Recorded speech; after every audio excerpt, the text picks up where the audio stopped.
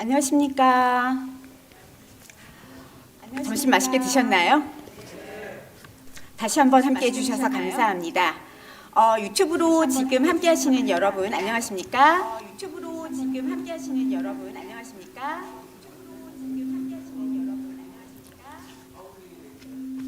한번 잡아주시겠어요? 한번 잡아주시겠어요?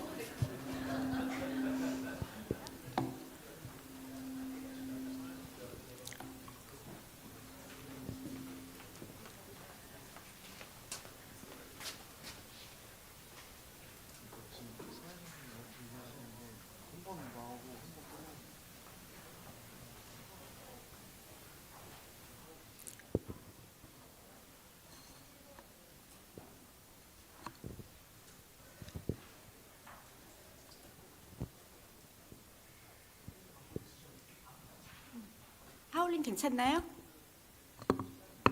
괜찮나요? 일단 무선 마이크 끄고 시작하겠습니다. 꺼볼까요? 일단 무선 마이크 끄고 시작하겠습니다. 꺼볼까요?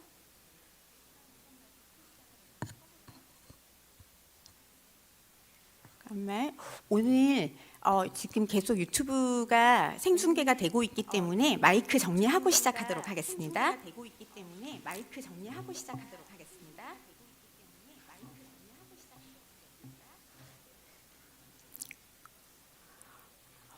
지금 유튜브로 보고 계신 분들은 지금이 오프닝 시작이신데요. 백석대학교에 지금 지휘관에 계신 분들은 오전에 대학혁신사업단에서 주관하는 대학혁신사업 성과 공유 포럼이 진행이 되었습니다.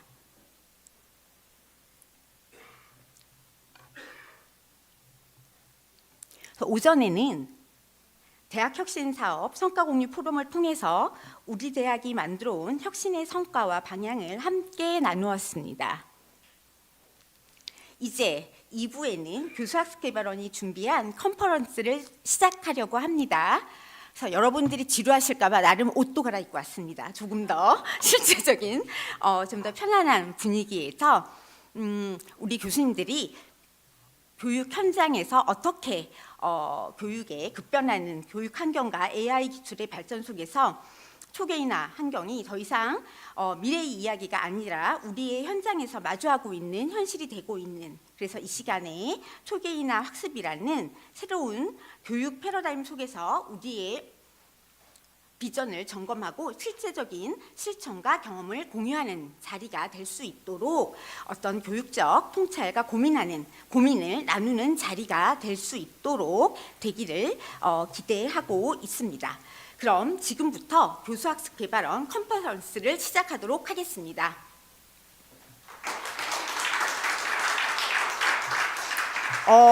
오전부터 저희 교수학습개발원 직원들과 여러 선생님들이 저보고 계속 이제 사회에 좀 달인이 되라라고 얘기를 하는데, 중간에 사회 중간쯤 가니까 지금 입이 계속 긴장을 해서 그런지 입이 마르면서 약간 혀 짧은 소리가 나서 죄송합니다. 물을 좀 마시도록 하겠습니다.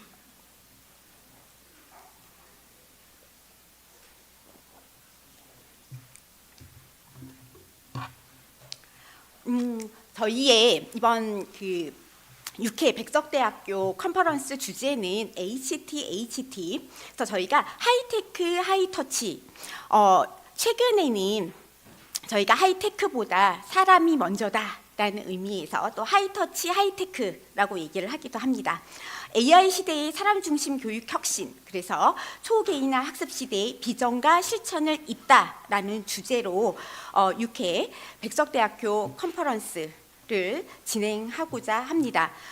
저희 컨퍼런스 같은 경우에 저희 대학에서 계속 제시하고 있는, 학교에서 추구하고 있는 어떤 교육의 방향이나 발전 방향에 맞추어서 컨퍼런스를 진행하고 있습니다. 그래서 최근 3년 동안의 방향은 저희가 어떤 초개인화나 AI 시대에서 저희 대학이 해야 되는, 우리 대학이 나아갈 방향에 대해서 방향을 맞추어서 어떤 교육의 어떤 우리 교수님들의 실천이나 교육 현장에서의 어떻게 적용하고 우리가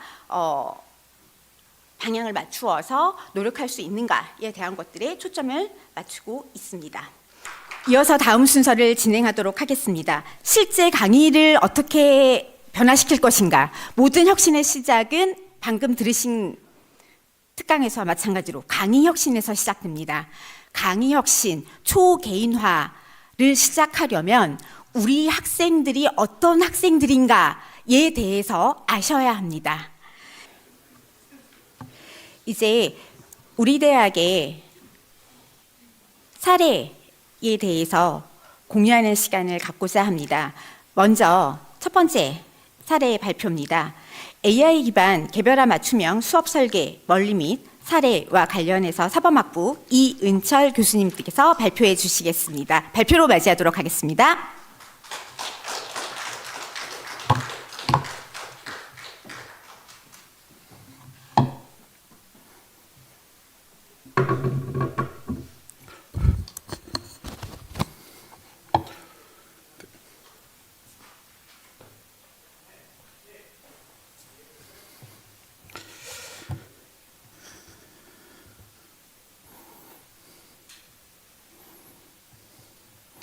예, 다시 한번 인사드리겠습니다. 오늘 사례 발표하게 된 사범학부 이은철 교수입니다. 네.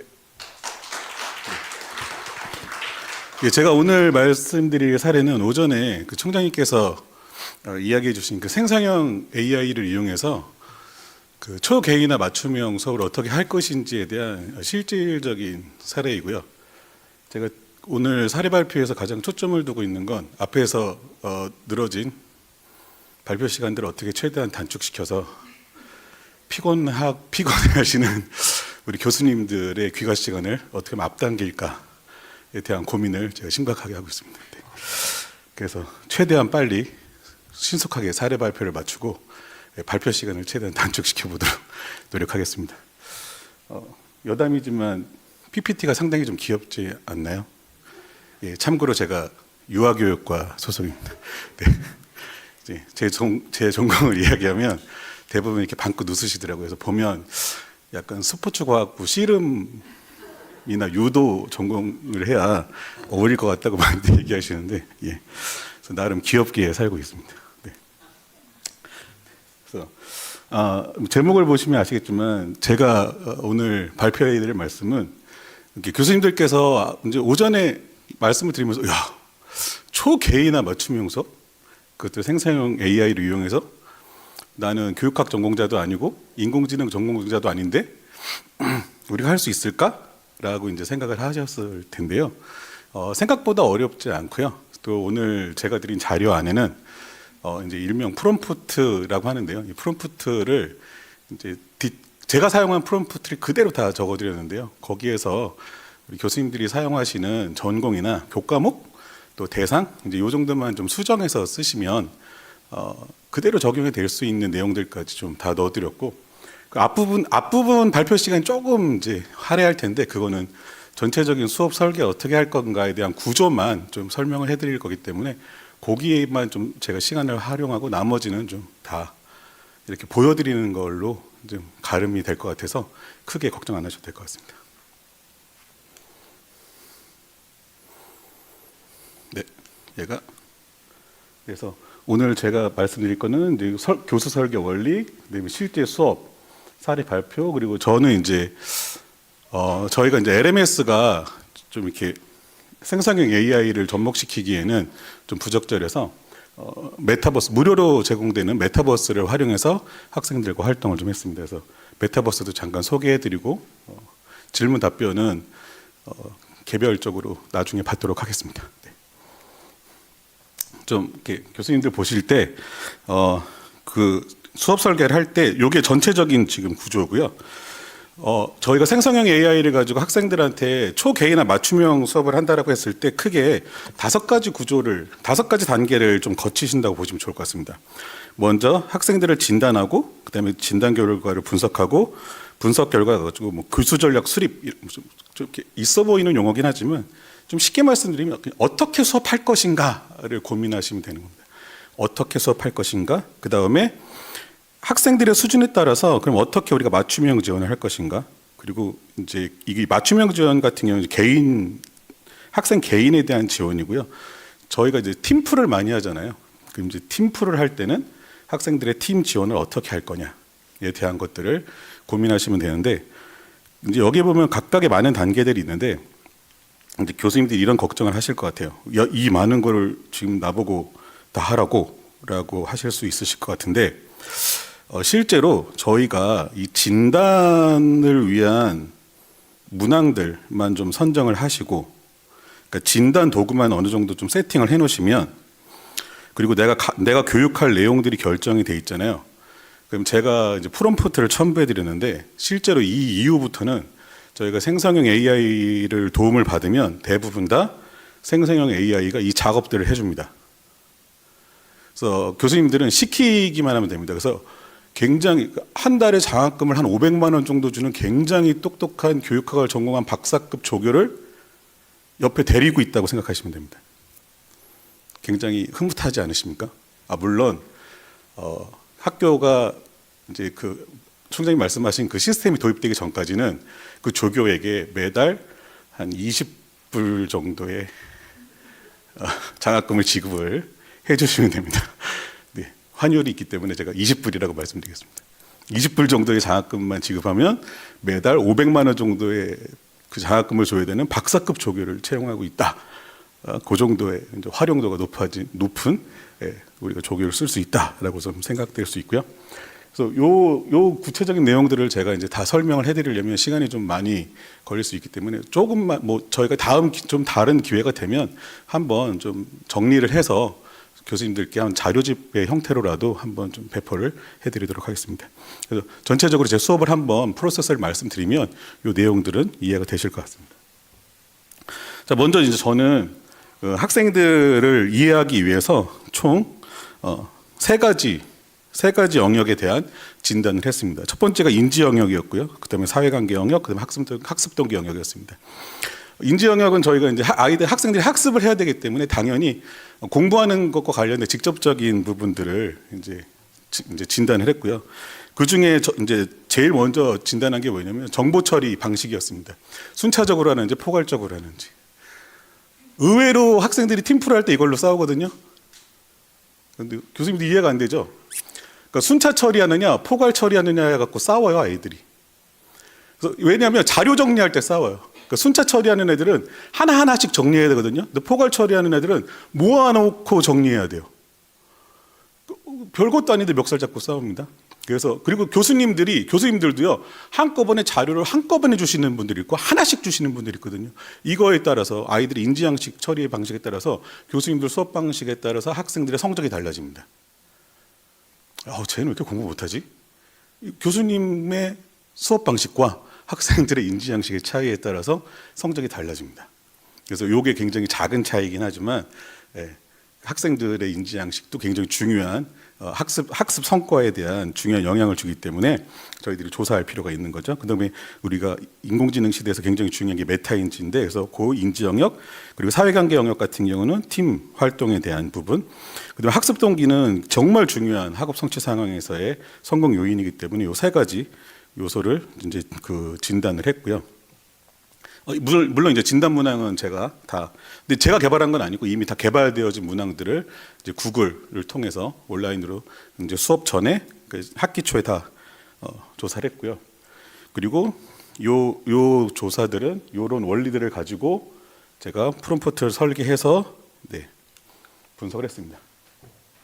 이게 제가 직접 사용한 프롬프트입니다. 그래서 교수님들도 만약에 어떤 진단을 하셨을 때 이 프롬프트를 그대로 사용하시면 이제 제가 얻어낸 결과들과 동일한 결과를 얻으실 수 있습니다. 교수님들 프롬프트를 생각하시면 뭔가 막 설계를 복잡하게 하시고 아니면 뭔가 이렇게 막 얘한테 어떤 특정한 명령을 주시고 막 이렇게 생각하시는데, 아니요, 구구절절 하소연하셔도 되고요, 소설 쓰셔도 됩니다. 이게 분석을 위해서 제가 사용한 실제 프롬프트입니다. 약간 리포트 같지 않으신가요? 네. 그냥 과업지시서라고 생각하시면 됩니다. 네. 이것도 귀찮으시면 한 줄 딱 쓰시면 됩니다.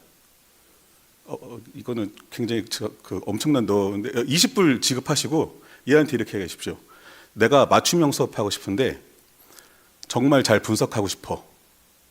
진단 분석을 위한 프롬프트를 좀 만들어봐. 라고 한 줄 쓰시면 얘가 요 정도 수준으로 만들어줍니다. 네. 그러나 이제 더 좋은 분석 결과를 얻고 싶으시면 다듬으셔야죠.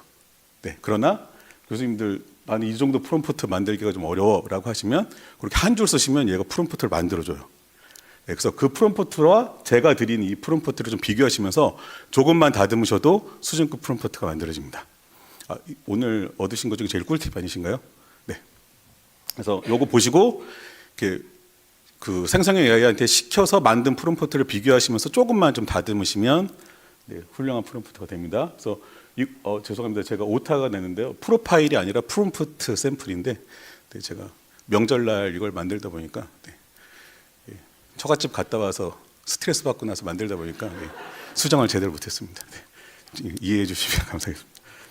네, 그래서 근데 이제 프롬프트에서 중요한 게 뭐냐면 맥락을 설정해 주고요. 그 다음에 분석 같은 경우는 데이터 구조와 입력을 확인해 줘야 되고 어떻게 분석해야 될지를 요청하고 중요한 게 뭐냐면 출력 형식을 좀 요청을 해야 돼요. 그러니까 내가 필요한 보고서를 좀 요청을 해주시면 좋습니다.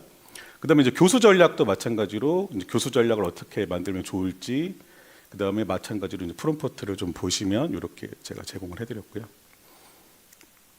그다음에 마찬가지로 출력 형식도 이렇게 해드렸고 이제 맞춤형 지원은 이거는 그 학생에게 제공하는 이제 스캐폴딩인데요. 스캐폴딩도 이게 제일 중요한 원리입니다. 초개인화 수업에서. 그래서 이제 교수님들이 걱정되는 게 맞춤형 지원하면 그 수준별로 막 컨텐츠를 만드셔야 될 거라는 걱정을 하시잖아요. 수준별로. 근데 이제 최근에 이 생성형 AI가 좋은 게 뭐냐면 교수님들 이제 사용하는 교육 컨텐츠를 일단 몽땅 집어넣은 다음에 프롬프트를 이렇게 만드시면 돼요. 제가 요거 프롬프트를 하나 좀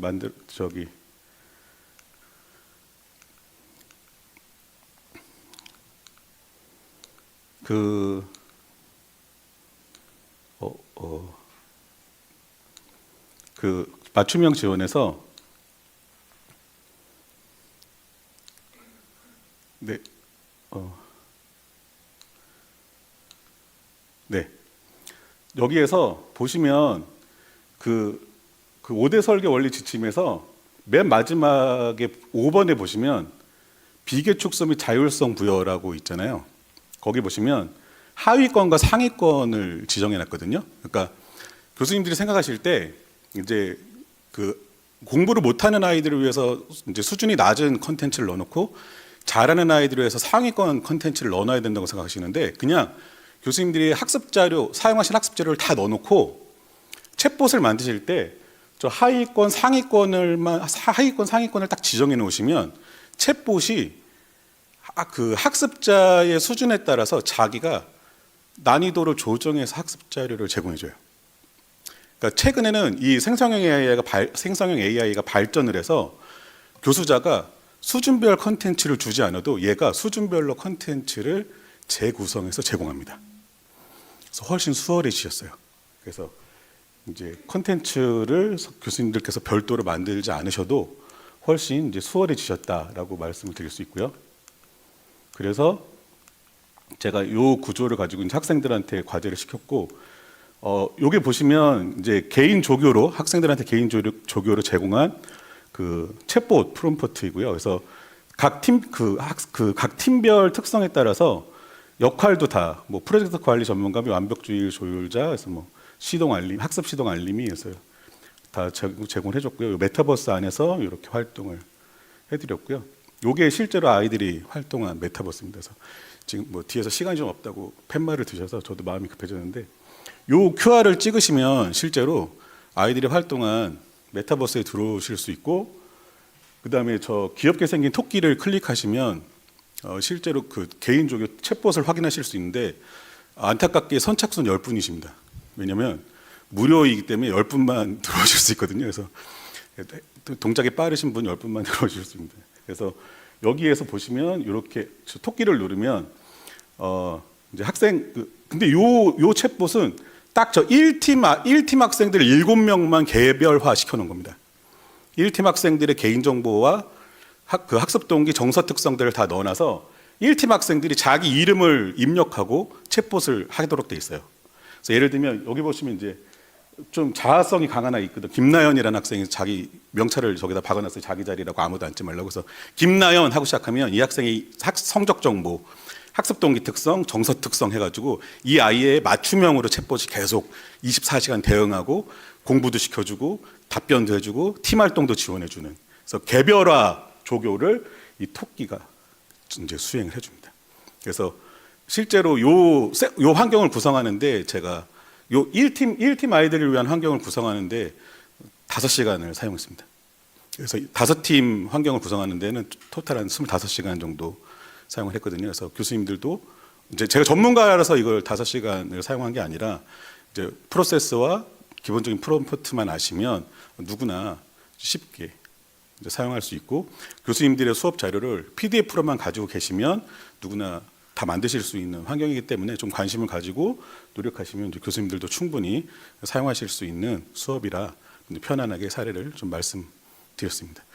네, 짧은 시간 안에 좀 이렇게 보여드리기 위해서 노력했는데 요 QR 시간 되시면 QR을 아무 때나 강의 안에 있으니까 찍으셔서 한번 둘러보시면 이 안에 또 다양한 인공지능 플랫폼들도 세팅돼 있거든요. 구경하시면 재미있는 경험을 하실 수 있으실 거라고 생각되어지고요. 혹시 궁금한 점 있으시면 나중에 이메일로 연락 주시면 제가 답변 드릴 수 있는 한 최대한 답변 드리도록 하겠습니다. 네, 감사합니다.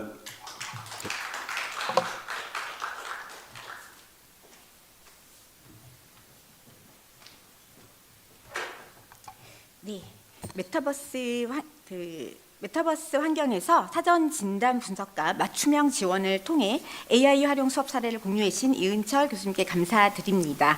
이어서 다음 발표를 진행하도록 하겠습니다. 다음 순서는 AI 기반 자기평가 역량 개발 시스템 적용 사례를 주제로 사범학부 이설희 교수님께서 발표해 주시겠습니다.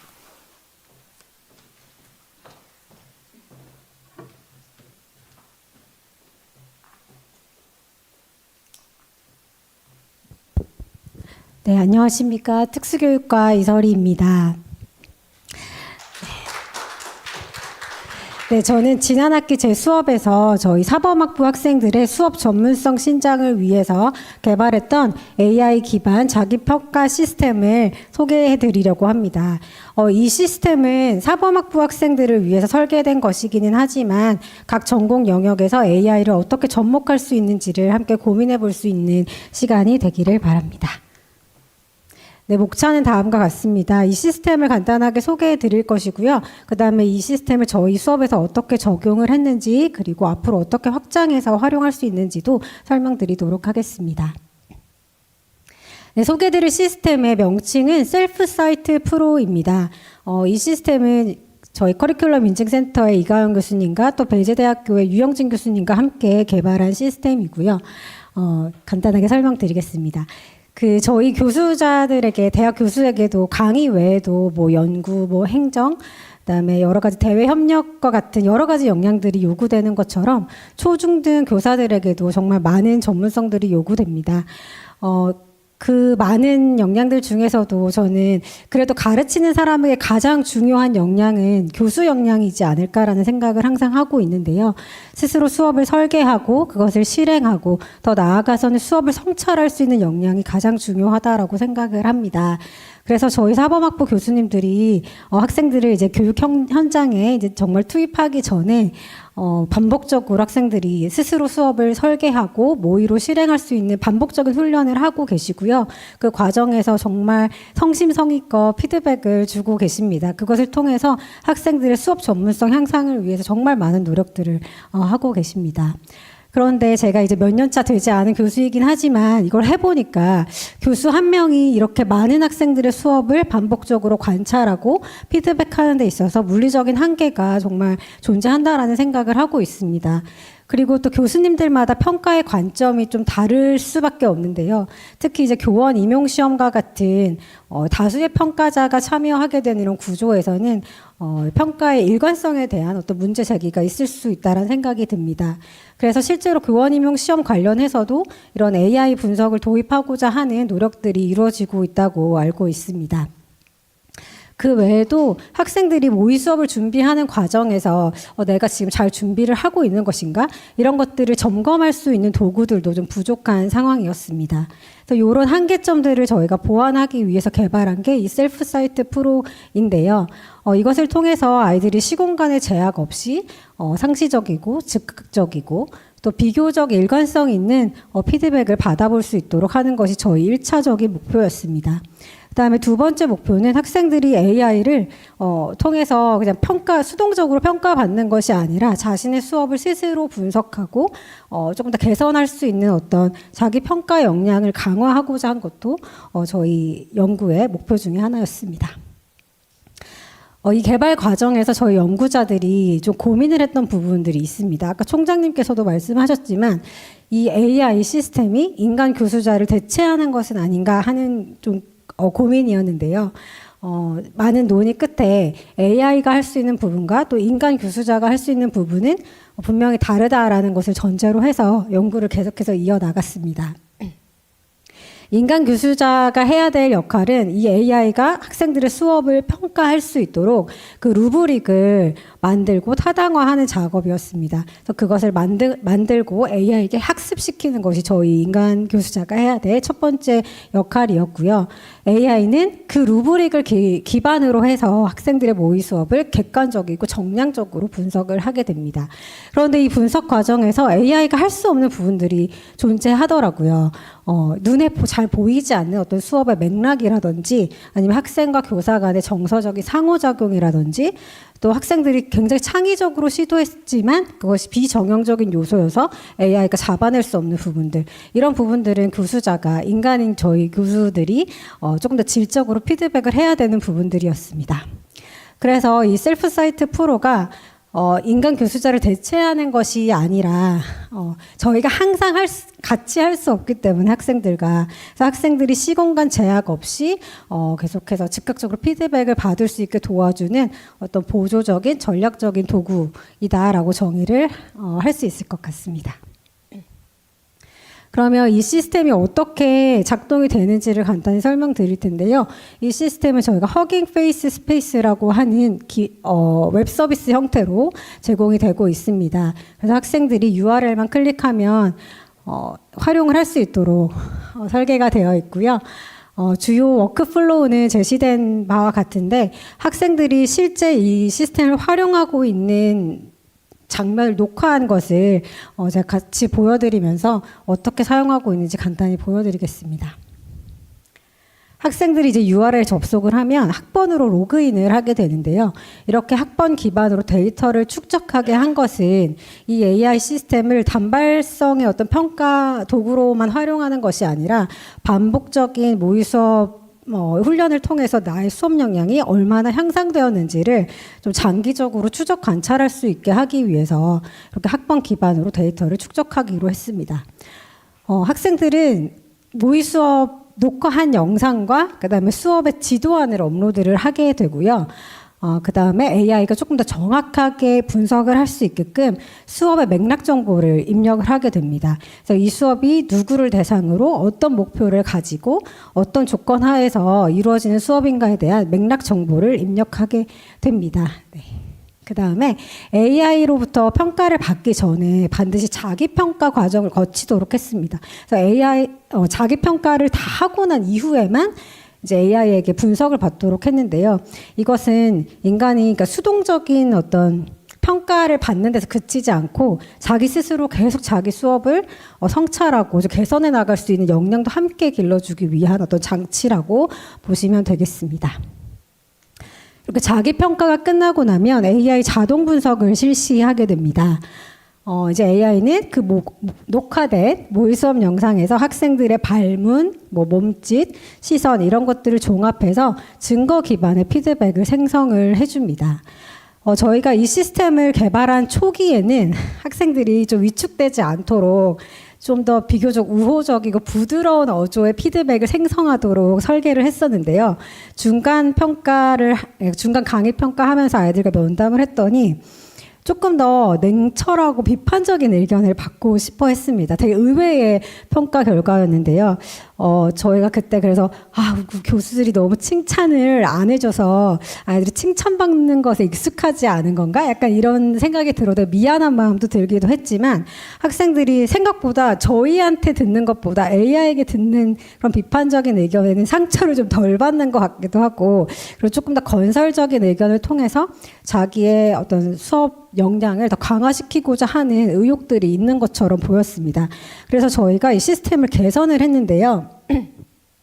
개선된 내용은 AI에게 두 가지 역할을 부여하는 것이었습니다. 한 가지 역할은 여기 전문가 1인데요. 교육적인 관점에서 균형적인 평가를 제시하는 역할입니다. 그래서 멘토형 평가자였고요. 두 번째는 좀 증거 기반의 엄격한 점수를 제시하는 전문가형 평가자 역할이었습니다. 그래서 학생들은 이 자신의 수업을 자기도 평가를 하고 그리고 다양한 전문가의 의견을 수용하면서 내 수업을 조금 더 객관적으로 바라볼 수 있도록 그렇게 좀 시스템을 개선하였습니다. 이렇게 자동 분석이 끝나고 나면 학생들은 영역별로 분석 결과를 상세하게 읽어보면서 AI와 성찰적인 대화를 나누게 되는데요. 그래서 AI의 평가와 나의 평가가 어떻게 다른지, 왜 다르게 나타났는지, 더 잘하기 위해서는 어떤 점을 개선해야 되는지를 AI와 질문과 답변을 주고받으면서 대화를 하게 됩니다. 그러고 나서 마지막에는 이제 평가 점수까지 조정을 하게 되는데요. 지금 화면 잘 안 보이시겠지만 이 학생 같은 경우에는 학습 목표의 적합성에 대해서 처음에 3점을 줬지만 스스로 이 AI와의 대화를 통해서 마지막에는 4점으로 조정한 것을 볼 수가 있습니다. 이렇게 성찰의 역량도 함께 강화하고자 했습니다. 네, 그러고 나서는 이 AI 분석 결과와 대화를 주고받았던 데이터들을 통해서 다음번 모의 수업을 위한 개선 계획과 성찰을 상세하게 작성하도록 하고 있습니다. 네, 그래서 이런 절차를 모두 거치고 나면 종합 보고서를 이제 다운로드 받게 되는데요. 이 보고서에서는 그 평가 영역별로 점수도 확인할 수 있고 나의 강점과 약점도 함께 볼 수 있습니다. 특히나 이제 개선이 필요한 영역에서는 어떻게 하면 이걸 수정할 수 있을지 상세한 가이드까지 제공하도록 설계를 했습니다. 그래서 학생들이 내가 생각했던 나의 수업 그리고 객관적으로 평가되고 있는 실제 나의 수업을 차이를 좀 인식할 수 있도록 그렇게 저희가 좀 노력을 했습니다. 그래서 이 시스템을 실제로 어떻게 적용했는지를 좀 말씀드리려고 하는데요. 제가 적용했던 교과목은 특수통합교과라고 하는 응용교과목이었습니다. 그래서 이것은 수강생들이 거의 다 4학년이고요. 이 학생들은 이제 학기 중에 교원 임용 시험 1차를 앞두고 있고 또 그중에 합격한 학생들은 방학 때 2차 시험을 보게 됩니다. 그래서 학기 초에는 이론적인 내용들을 좀 집중적으로 다루고 그 이후에는 이제 2차 시험에 대비해서 수업 시연을 집중적으로 훈련하게 됐습니다. 총 2개의 사이클로 진행을 했는데요. 이제 기초 다지기 라고 이름을 붙인 첫 번째 사이클에서는 특정 주제를 가지고 모든 아이들이 1차 수업 시연을 하게 됩니다. 그래서 이것들을 녹화를 하고 그 자료로 AI 피드백을 받고 자기 성찰하는 그런 과정을 거치게 됩니다. 마지막에 아까 보셨던 것처럼 다음 모의 수업을 위한 개선 계획을 쓰는데요. 그것을 바로 반영을 해서 2차 수업 시연을 반복하도록 했습니다. 그리고 교수자인 저는 그 2차 수업 시연에 대한 피드백을 굉장히 상세하게 제공하도록 노력을 했습니다. 그러고 나서 이 사이클로 가기 전에 학생들의 어떤 사용성에 대한 평가도 좀 들어보고 싶고 시스템 개선도 하고 싶어서 같이 설문조사도 하고 심층 면담도 실시를 했습니다. 그러고 나서 이제 개선된 시스템을 가지고 또 새로운 주제의 모의 수업 시연을 하면서 이 동일한 프로세스를 반복했습니다. 네, 그래서 이렇게 중간 사용 평가 결과를 받아보았고 이것을 반영한 것이 아까 보여드렸던 최종적인 시스템입니다. 네, 저는 이 시스템을 이제 학교 현장에 나아가기 전인 예비 교사들을 위해서 활용을 했는데요. 이 외에도 다양한 영역에서 충분히 활용이 가능할 것이라고 생각을 합니다. 그래서 그 각 활용 영역에서 필요로 하는 어떤 평가 루브릭을 만들고 그것이 타당화가 된다면 좀 다양하게 활용이 될 수 있을 것이라 생각하는데요. 예를 들어 이제 현장에 이미 나가 있는 교사들의 뭐 자율 장학과 수업 모니터링, 그다음에 뭐 신규 교사들의 수업 컨설팅 자료로도 활용이 될 수 있을 거고, 더 나아가서는 저희 이제 대학에서 강의하고 있는 교수자들의 강의를 분석하고 마이크로 티칭 수업을 운영하는 데 있어서도 도움이 될 수 있는 도구가 되지 않을까 기대합니다. 네. 저는 그 성찰하는 교사가 성장하는 학생을 만든다라고 생각을 합니다. 그래서 저희가 만든 이 도구가 저희 사범학부 학생들이 자신의 수업을 성찰하고 전문성을 향상시켜가는데 좀 도움이 되기를 바라고요. 더 꾸준히 연구하고 개선해서 정말 도움이 되는 도구가 되도록 열심히 노력해 보겠습니다. 경청해 주셔서 감사합니다.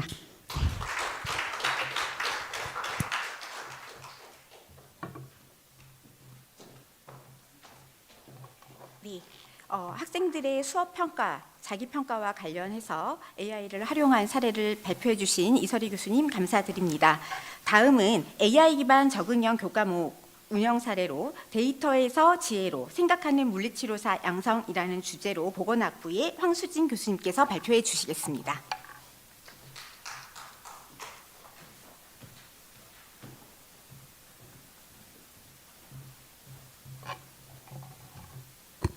안녕하세요. 보건학부 물리치료학과에 근무하는 황수진입니다. 오늘 이렇게 위중한 자리에 저를 초대해 주셔서 감사합니다. 피해가 되지 않도록 열심히 성실히 발표하도록 하겠습니다. 그리고 발표 전에 먼저 말씀드리고자 하는 내용 중에 하나는, 제가 사례로 발표하는 내용은 보건학부에 일반적으로 적용을 하고 있는 수업 방식이지 저만이 활용하고 있는 수업 방식은 아닙니다. 그래서 보건학부 내에는 저보다 더 잘 AI를 휴먼인 루프로 활용하고 계시는 학습법 활용하고 계시는 교수님들이 다수 계시다는 걸 먼저 전제하에 저의 일반적인 보건학부의 수업 사례를 발표드리도록 하겠습니다. 수업은 오늘 발표는 먼저 제가 왜 이런 AI를 이용하게 되었는지 수업에, 또 두 번째는 제가 운영한 신경계 중재라는 교과목은 어떤 교과목인지 설명을 드리고, 그 안에서 AI를 어떻게 교사학습법에 활용했고, 활용하다 보니까 어떠한 문제가 있었고, 그 안에서 학생들의 불만은 무엇이 있었고, 교수자의 성찰은 어떤 것, 그리고 학생의 성찰은 무엇이 있었고, 앞으로 이것들을 고도화하기 위해서 어떠한 노력을 할 계획인지에 대해서 설명을 드리고 발표를 마치도록 하겠습니다.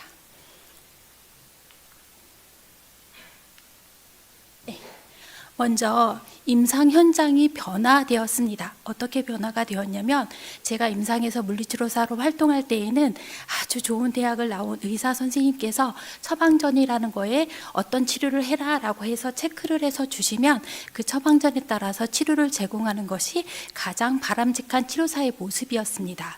그런데 기계화가 되고 또 디지털 혁신이 생기면서 전국에 있는 어떤 병원에서 어떠한 트리트먼트를 하는지 치료사의 동의 없이 인터넷에 떠다니기 때문에 치료사가 공부하지 않으면 안 되는 상황이 되었습니다. 두 번째는 우리나라에서 재활의료기관이라는 것을 지정하는 사업을 실시하고, 재활의료기관에 종사하는 보건의료인은 각자의 역할이 있고 그 역할에 부합하는 업무가 정의되어 있기 때문에 그 업무를 수행하기 위해서 타의로 보건의료인들이 컨퍼런스를 더 활성화해서 실제로 어떤 환자의 케이스를 놓고 그 환자에게 어떤 트리트먼트를 제공하는 것이 가장 바람직한 것인지 아주 활발하게 토론을 하기 시작했습니다. 그러한 임상 현장의 변화가 교육의 패러다임의 변화를 만들었고, 그 변화 안에 테크놀로지라는 것이 들어와서, 이전에는 바이오메디컬이라고 했다면 지금은 바이오테크노 메디컬 모델이라는 걸 가지고 임상 현장에서 치료를 제공하고 있습니다. 그러다 보니 저희가 AI를 사용하는 기술자가 아니라 AI를 얼마나 잘 활용하느냐, 그래서 이전에 디지털 혁신 때에는 디지털 네이티브들은 손가락에 디지털 기기를 가지고 있는 것처럼 빨리 스마트폰을 이용한다라고 이야기를 했다면, 지금은 휴머닌 룹, 세컨 브레인을 가지고, 즉 AI를 가지고 나의 사고 체계를 얼마나 잘 확장하느냐가 그 인재의 또 하나의 바람직한 모델로 자리매김하고 있는 것이 현실입니다. 그런 시대적 변화와 인재상의 변화, 그것을 교육 목표에 담아서 디지털 혁신을 넘어 AI 혁명 시대에 진입했는데, 그러자면 생물학적인 지식만을 가지고는 더 이상은 치료사를 활동할 수 없다, 부족하다라는 취지의 AI를 도입하게 되었습니다. 무척 떨립니다. 신경계 중재 2라는 교육 과목에 2025년 2학기에 AI를 적용을 해서 수업을 했는데요.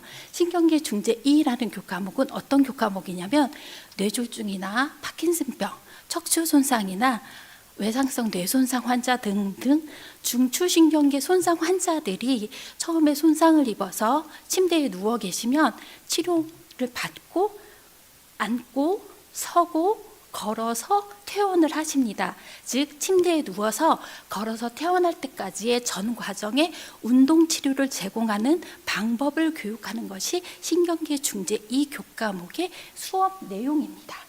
그럼 처음에 뇌나 척수를 다쳐서 병원에 오시면 혼수 상태인 경우도 있고 정신이 혼미할 때도 있고, 먼저 의식이 있는지를 볼 정도로 환자분들이 능동적으로 본인의 의지를 가지고 움직이지 못하십니다. 그런 분들의 다양한 검사를 하죠. 그 검사 결과를 해석을 해서 어떻게 하면 짧은 시간 안에 이 환자를 걸려서 집에 보낼까를 계획하는데, 그것을 우리는 임상의사결정이라고 합니다. 그 임상의사결정을 따라서 치료를 제공하게 되어 있는데, 임상의사결정의 가장 중요한 것은 첫 번째, 환자에게서 취득한 환자의 데이터입니다. 환자의 나이는 어떻고, 성별은 어떻고, 과거력, 그리고 어떤 약을 투약하고 있었고, 어떤 질병을 가지고 있었는지 등등과 어떠한 이유로 다쳤는데, 다쳐서 지금 상태는 어떻고, 그 뇌 상태는 어떻고, 척수 상태는 어떻고, 이런 검사들을 모두 진행하게 됩니다. 데이터가 대단히 많겠죠. 저 방대한 데이터를 가지고 컨퍼런스를 의사, 간호사, 그리고 물리치료사, 작업치료사, 사회복지사, 그리고 심리상담사, 언어치료사 등등이 의무적으로 참여한 컨퍼런스를 진행하고, 그 안에서 각자 맡은 직종에서 어떻게 재활을 할지를 결정을 합니다. 이 안에서 가장 어려워하는 것은 검사 결과는 있는데 그 결과를 어떻게 해석하고 어떻게 해석에 도달할 수 있는 분석을 할지가 가장 위중하고 또 난해한 작업입니다. 그 작업을 저희는 AI에게 도움을 받았습니다. AI에게 환자의 데이터를 주고, 그리고 두 번째 어떤 데이터를 줬냐면 교안을 주었습니다. 교수자의 교안과 교수자가 참고 문헌으로 작성한 내용들을 모두 AI에게 제공을 하고, 그것들을 바탕으로 환자의 데이터를 분석해서 내가 이 환자를 어떻게 해석하는 게 가장 바람직할지를 이야기해줘라고 물으면 AI가 본인이 선택적 편향 혹은 결과적 편향, 편향된 상식으로 이야기를 막 합니다. 편향된 정보를 딱 꽂힌 그 정보에만 치중을 해서 정보를 막 줍니다.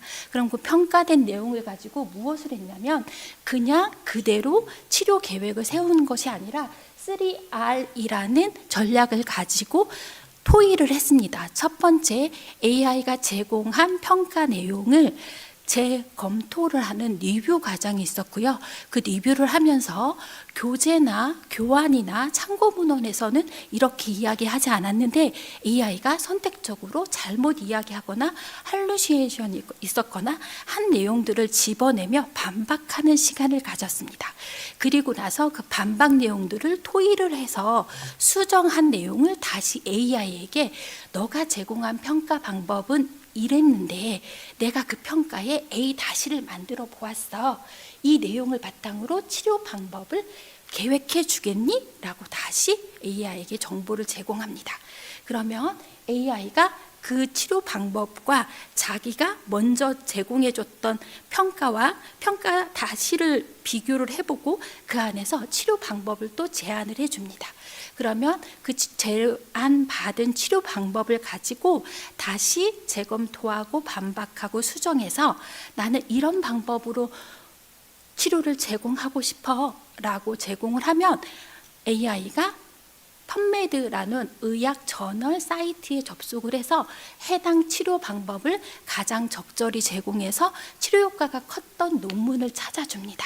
그러면 그거와 비교를 해서 최종적으로 치료 프로그램을 짜고 치료 프로그램을 짜면 그것을 실제 실습을 하는 과정을 수업으로 응용을 했습니다.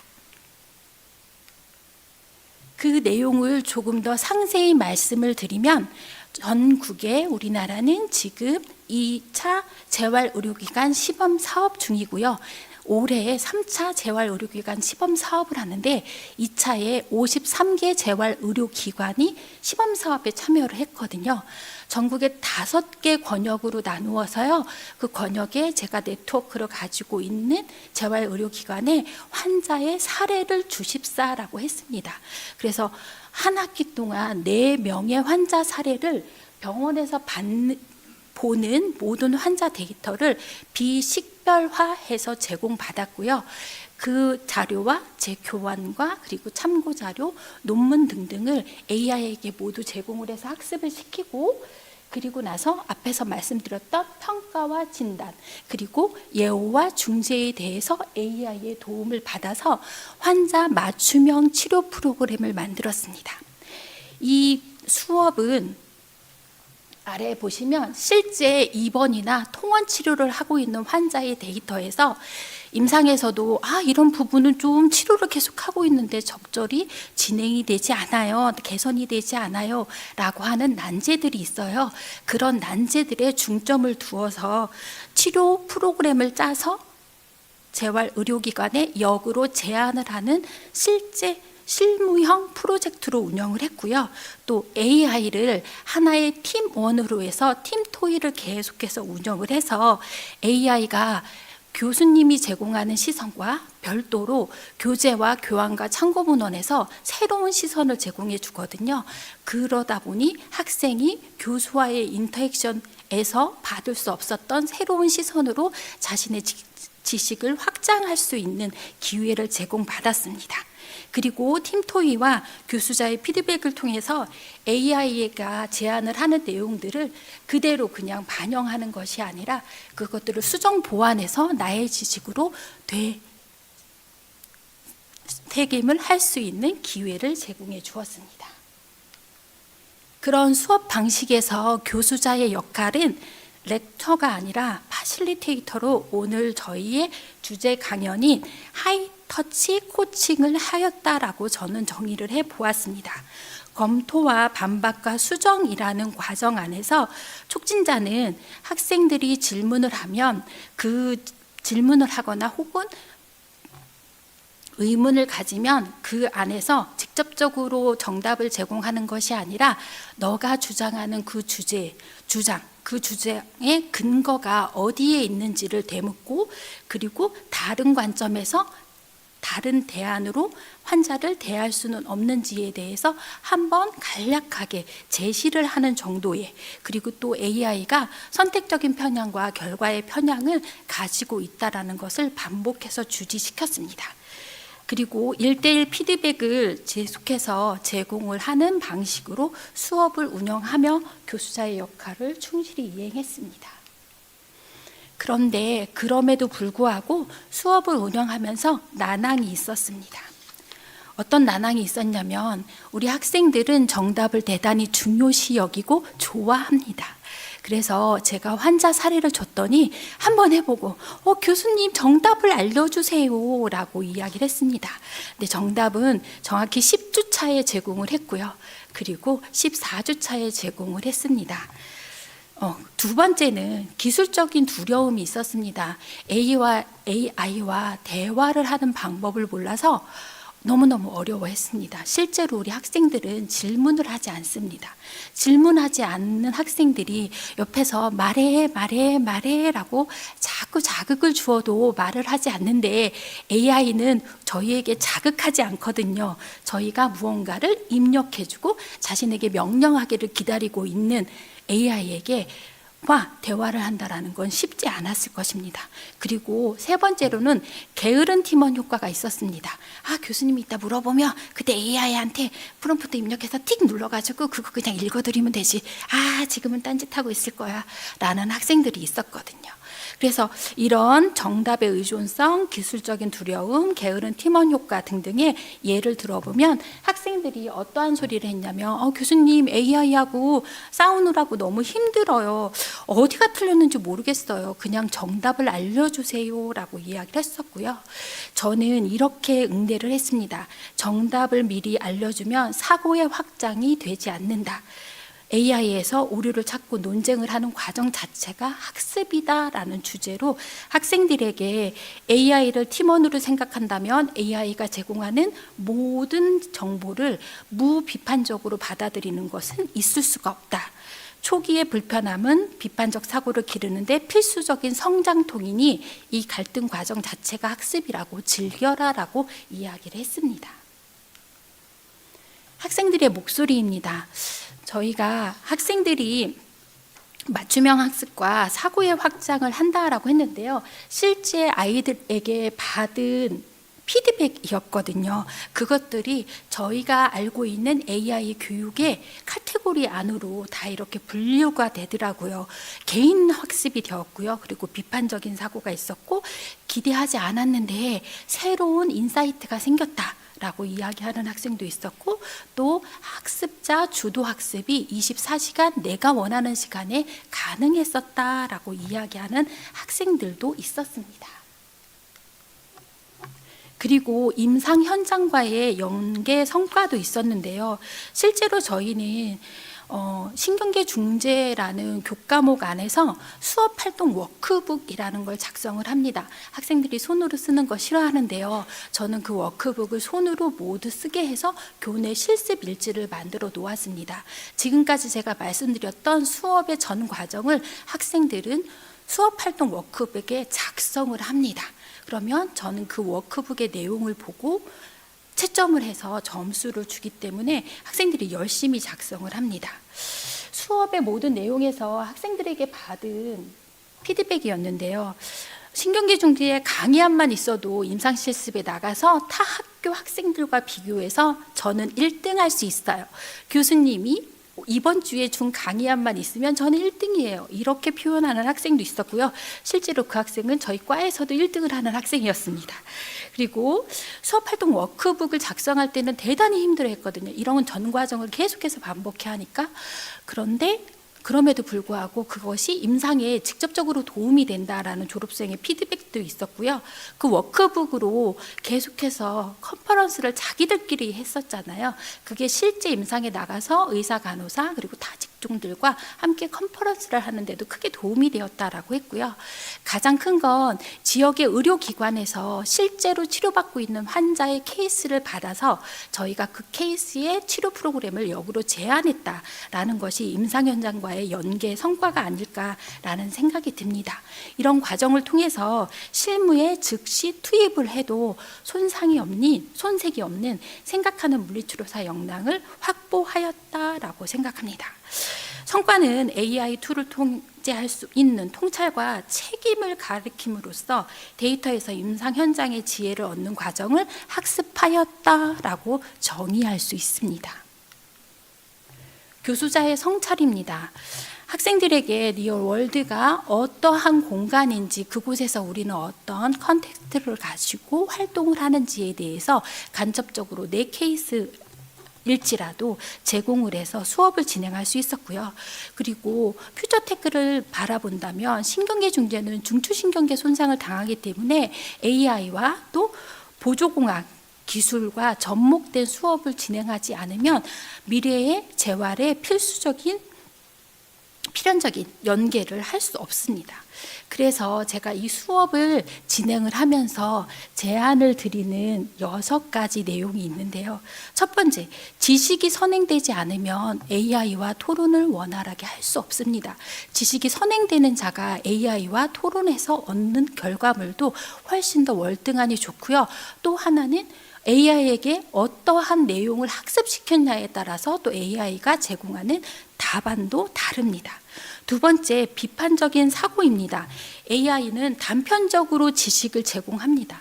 실제로 그 단편 조각을 연결해서 하나의 치료 프로그램으로 만드는 것은 결국 인간의 몫입니다. 즉, 학생이 학습하지 않으면 AI도 원활하게 돌아가지 않습니다. 세 번째는 학생이 학습을 하기 위해서, 즉 AI를 교육시키고 훈련시킨다라고 말씀드렸잖아요. AI를 훈련시키는 건 무엇으로 하느냐? 교수자의 교환과 참고 문헌 그리고 교재로 합니다.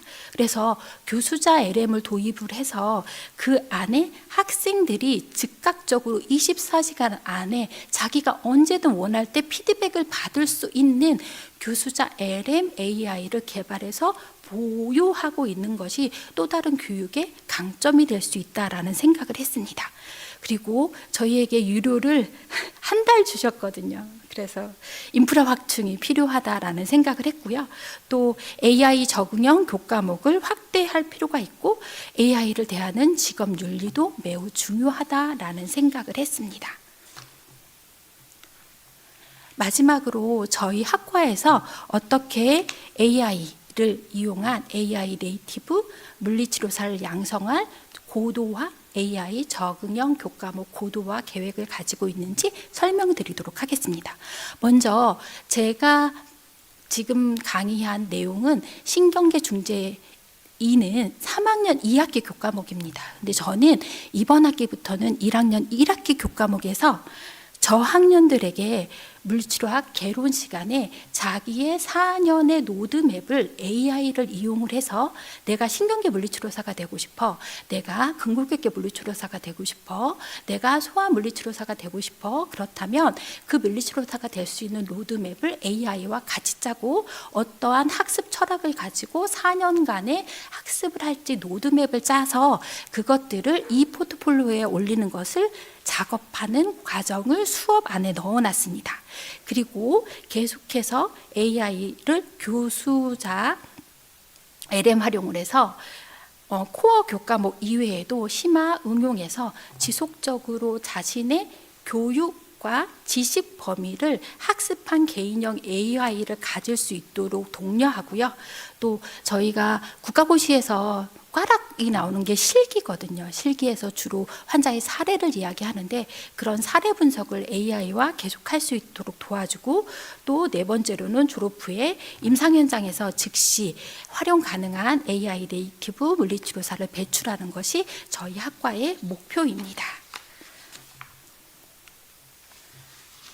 뇌와 세상을 연결하는 신경계 물리치료사 AI와 함께 나아가겠습니다. 그리고 그것의 데이터셋이 될 수 있도록 교수자 LM을 개인적으로라도 열심히 만들어 가겠습니다. 이상으로 저의 부족한 발표를 마치겠습니다. 감사합니다.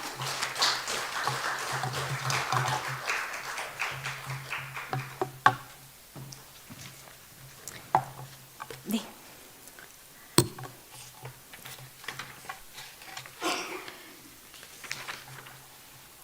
임상 의사결정과 관련한 상황에서 AI를 적용한 황수진 교수님의 사례에 감사드립니다.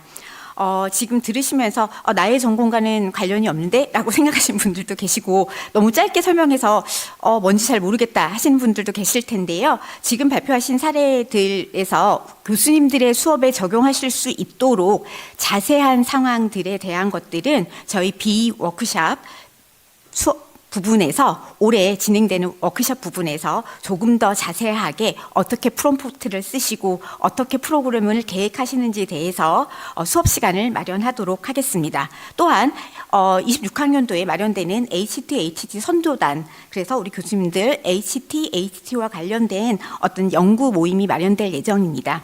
실제로 조금 더 관심 있는 교수님들께서는 실제 수업에서 설계하셔서 함께 연구 모임에 참여하시면 되겠습니다. 이제 다음 순서는 티칭랩 우수 사례 발표가 있겠습니다. 학업 성취도 제고를 위한 완전 사이버 강의 교수법 연구에 대해서 임형진 교수님께서 발표해 주시겠습니다.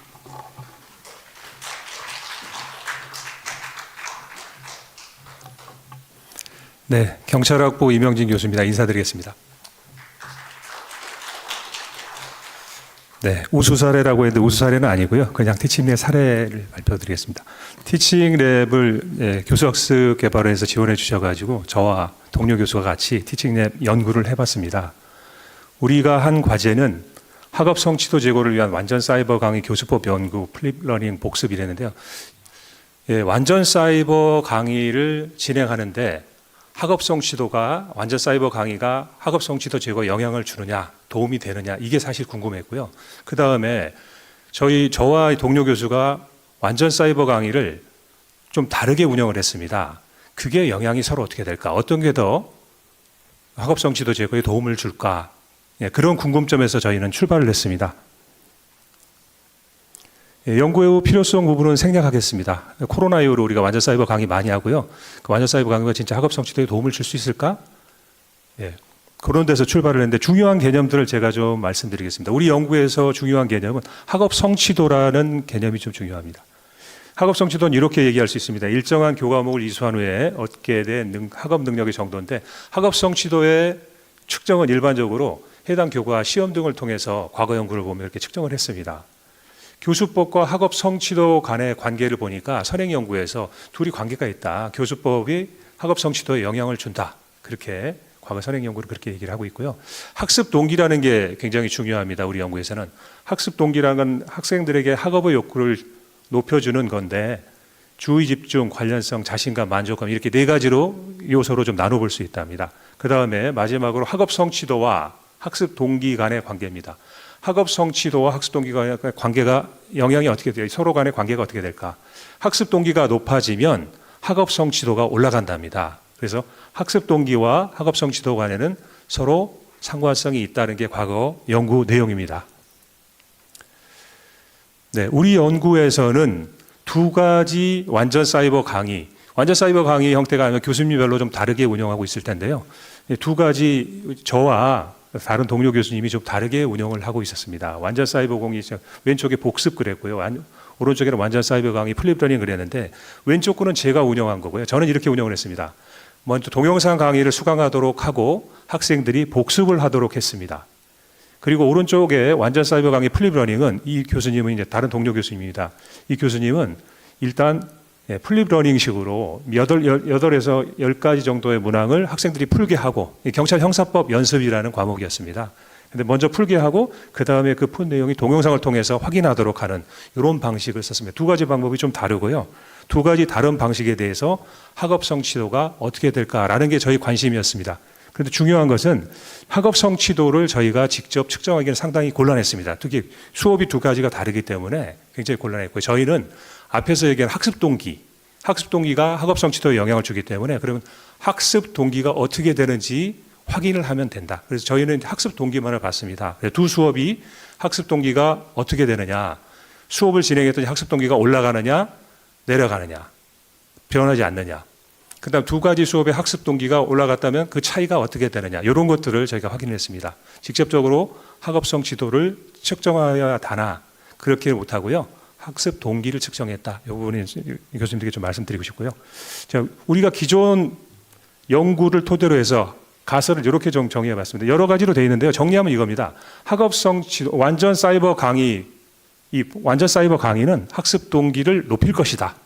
이렇게 저희가 가정을 해봤고요. 그 다음에 완전 사이버 강의와 복수형 완전 사이버 강의, 그 다음에 완전 사이버 강의 플립 러닝 이 두 가지가 있는데 두 가지의 학습 동기의 변화는 차이가 있을 것이다. 이게 이제 전체적인 연구 가설입니다. 그거를 이제 저희가 데이터를 가지고 확인을 해봤습니다. 저희가 사용한 데이터는요, 기존 학습 동기와 관련된 연구들에서 사용한 설문들인데 그 설문을 우리 연구에 맞게 정리를 해서 총 28개 문항으로 정리를 했습니다. 주의 집중, 관련성, 자신감, 만족감, 이게 학습 동기의 요소들인데 이 요소들별로 각각 질문 문항을 만들어서 저희가 질문을 했습니다.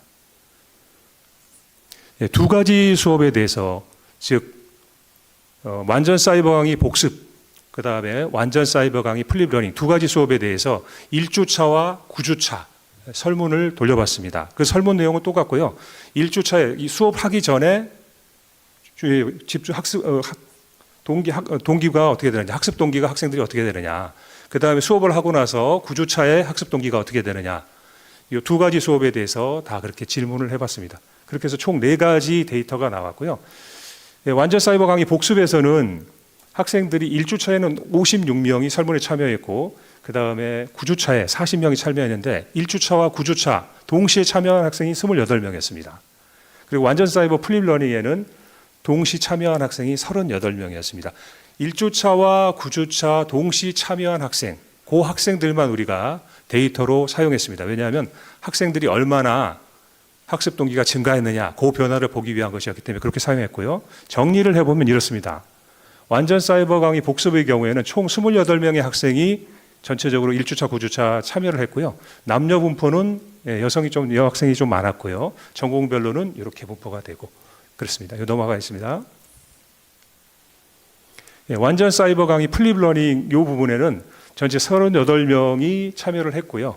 남녀 분포는 여학생이 조금 더 많았고, 그 다음에 전공별, 학년별로 분포는 이렇습니다. 넘어가겠습니다. 네, 분석을 하기 위해서 우리가 사용한 방법은 대응 표본 T 검정, 평균 분석 F 검정 등을 사용했고요. 그 결과는 이렇습니다. 분석 결과를 좀 얘기 드리겠습니다. 분석 결과는 저희가 생각했던 것과 좀 다른 결과가 나왔습니다. 그게 그 부분이 굉장히 중요한데요. 완전 사이버 강의라든가 완전 사이버 복습이든 아니 플립 러닝이든 우리가 생각한 거는 완전 사이버 강의를 통해서 수업을 했기 때문에 당연히 학습 동기는 증가했을 것이다. 그래야 학업 성취도도 증가하니까요. 그렇게 생각을 했습니다. 그런데 실제 결과는 좀 달랐어요. 완전 사이버 강의 복습의 경우에는 1주차에 비해서 9주차에 학습 동기가 오히려 떨어지는 것을 확인했습니다. 대부분의 경우에. 네, 다른 거는 좀 생각하겠습니다. 다른 내용들은 뭐 크게 중요한 내용은 아니고요. 그 다음에 완전 사이버 강의 플립 러닝의 경우에도 마찬가지로 1주차에 비해서 9주차의 학습 동기가 오히려 떨어졌습니다. 똑같은 질문을 했는데 학습 동기가 떨어졌어요. 물론 이 경우는 이제 평균이 하락했습니다. 통계적으로 유의미하지는 않았지만 평균이 하락했다. 굉장히 저희가 생각했던 것하고는 반대 방향이었습니다. 왜냐하면 제가 24년에 부분 사이버 강의에 대해서 비슷한 연구를 했습니다. 그때 다 학습 동기가 수업을 통해서 향상됐어요. 이런 비슷한 수업이었는데요. 그런데 완전 사이버 강의에서는 지금 다른 결과가 나온 겁니다. 그리고 완전 사이버 강의 복습과 완전 사이버 강의 플립 러닝 간에는 큰 차이가 없다. 이거는 별로 차이가 없었습니다. 근데 결과적으로 정리를 해보면 완전 사이버 강의를 통해서 두 종류의 완전 사이버 강의 모두 주의 집중이 학생들의 학습 동기가 떨어졌다. 이렇게 또 변하지 않았다. 큰 차이가 없더라. 이런 분석이었습니다. 우리 지금 일반적인 상식과 조금 다른 건데요. 그래서 정책적 제안입니다. 저희가 생각했던 것과는 좀 다른 결과가 나왔고요. 그래서 이렇게 하면 좋겠다고 저희가 이제 생각을 좀 해봤습니다. 학습 지속성 유지를 위해서 학습 동기 강화 모니터링이 좀 필요하다. 우리가 완전 사이버 강의를 통해서 학생들이 잘 따라올 것이다. 열심히 할 것이다. 그래서 당연히 학습 동기가 늘어날 것이다. 학업 성취도도 증가할 것이다. 라는 전제는 잘못될 수 있다. 우리가 계속 학습 동기에 대해서 모니터링하고 학습 동기를 강화할 수 있는 것을 좀 생각을 해야 되고요. 그 다음에 요 두 번째는요. 플립 러닝 실효성 제고를 위한 오프라인 연계 및 상호작용 설계인데 온라인 수업은 생각보다 학습 동기를 늘리는데 또 학업 성취도 제고에 크게 도움이 되지 않을 수도 있다. 오프라인과의 연계가 필요하다. 이런 생각을 해봤습니다. 그리고 마지막으로 제안드리는 것은 요건데요. 디지털 교수법을 교수님들이 좀 연수하는 거 이거 필요하다. 학업 제가 하는 방법이었던 동료 교수님이 하는 방법이었던 우리 두 가지 다 학업 성취도를 제고하는데 학습 동기를 제고하는데 별로 도움이 되지 않았던 것 같습니다. 그래서 우리가 어떻게 하면 학습 동기를 학생들에게 향상시킬 수 있을까? 거기에 대한 어떤 교수법에 대한 교육 이런 것도 좀 필요할 것 같습니다. 연구의 한계도 있었습니다. 저희가 설문조사를 했는데요.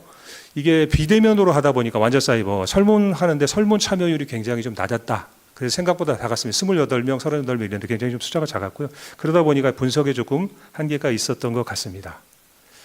향후 연구와 관련해서 이런 연구가 좀 필요할 것 같습니다. 대면 강의와 완전 사이버 강의 간의 학습 동기 관련해서 좀 비교하는 연구가 좀 필요할 것 같습니다. 제가 24년에 연구했던 거는 부분 사이버 강의였고요. 거기에서는 학습 동기가 갈수록 좀 증가하는 것을 좀 보였습니다. 그런데 완전 사이버 강의는 25년에 연구했는데 요거는 이제 오히려 떨어지거나 별로 좋지 않았다. 그럼 둘 간에 직접적으로 대면과 비대면 사이는 어떻게 될까? 그걸 한번 연구해 보는 게 필요할 것 같고요. 하나 더 제안 하나 드린다면 동일한 교수자가 완전 사이버하고 그다음에 대면 강의를 했을 때 어떨까? 지금 오늘 이 연구 제가 발표드린 거는 교수자가 다르기 때문에 또 차이가 나타날 수 있는 그런 부분도 있습니다. 그래서 이렇게 한번 연구를 진행하면 어떨까 생각해 봅니다. 여기까지 발표를 마치고요. 해석은 우리 교수님들께 맡기겠습니다. 발표 마치겠습니다. 감사합니다.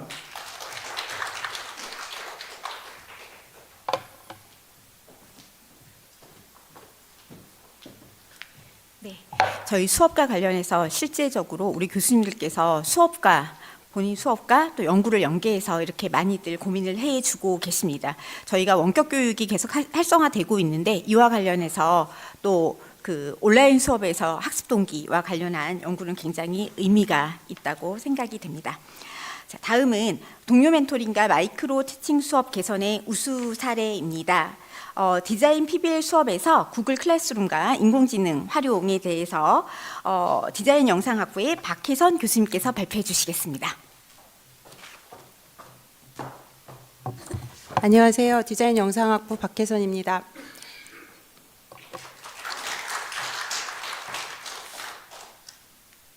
네, 제가 오늘 말씀드릴 내용은 첫 번째는 제가 동료 멘토링의 경력이 나름 굉장히 긴데요. 그 과정을 한번 변화를 설명드리고 그다음에 작년에 진행했던 동료 멘토링 설명을 좀 드린 뒤에 그걸 통해서 제 수업이 어떻게 발전해서 어디까지 와 있는가를 보여드리겠습니다. 자, 백석대학교에서는 교수학습 개발에서 교수 역량 개발 프로그램의 두 단계로 아마 이게 프로그램이 운영이 됐던 것 같은데 첫 번째 1단계에서 G라는 이름으로 주로 PBL 수업을 어떻게 학교 내 정착시킬 것인가에 대해서 이루어졌다면 2단계 최근에 와서는 비스마트라는 이름으로 이 스마트한 교육, 인공지능이든 뭐 에듀테크든 이 기술을 어떻게 수업에 접목시킬 것인가로 발전했다고 보여집니다. 저 같은 경우 1단계 때 마찬가지로 이 지휘를 시작하면서 주로 동료 멘토링, 그러니까 그 당시엔 지휘 프렌즈였는데요. 프렌즈에서 참여하면서 학습자 중심으로 진행되는 교육 방식으로 이제 수업을 바꿔가면서 저 나름대로는 디자인 수업에서 과연 PBL 수업, 프로젝트 수업을 어떻게 안착시킬 것인가를 주제로 이제 계속 참여를 했었고요.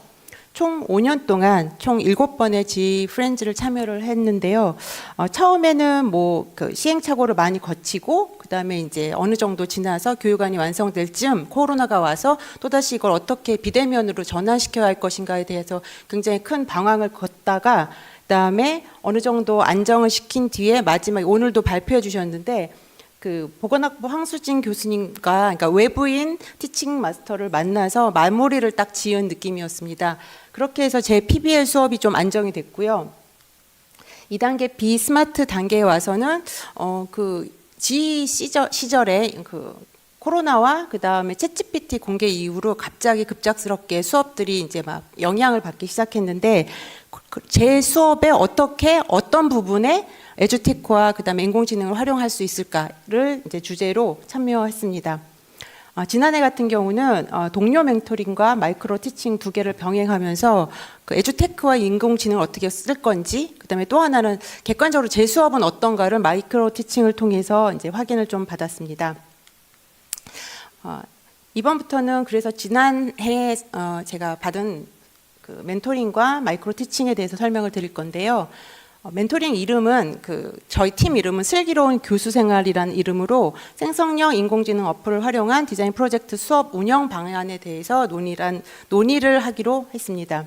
총 4단계로 보통 진행이 되는데요. 첫 번째 단계에서는 이제 신청서를 제출할 때 예전보다 이제 방법이 좀 늘어나서 저희 같은 경우 수업 멘토링을 선택하고 저희가 팀을 짜서 제 오랜 이 멘토링 교수님 파트너와 함께 진행을 했고요.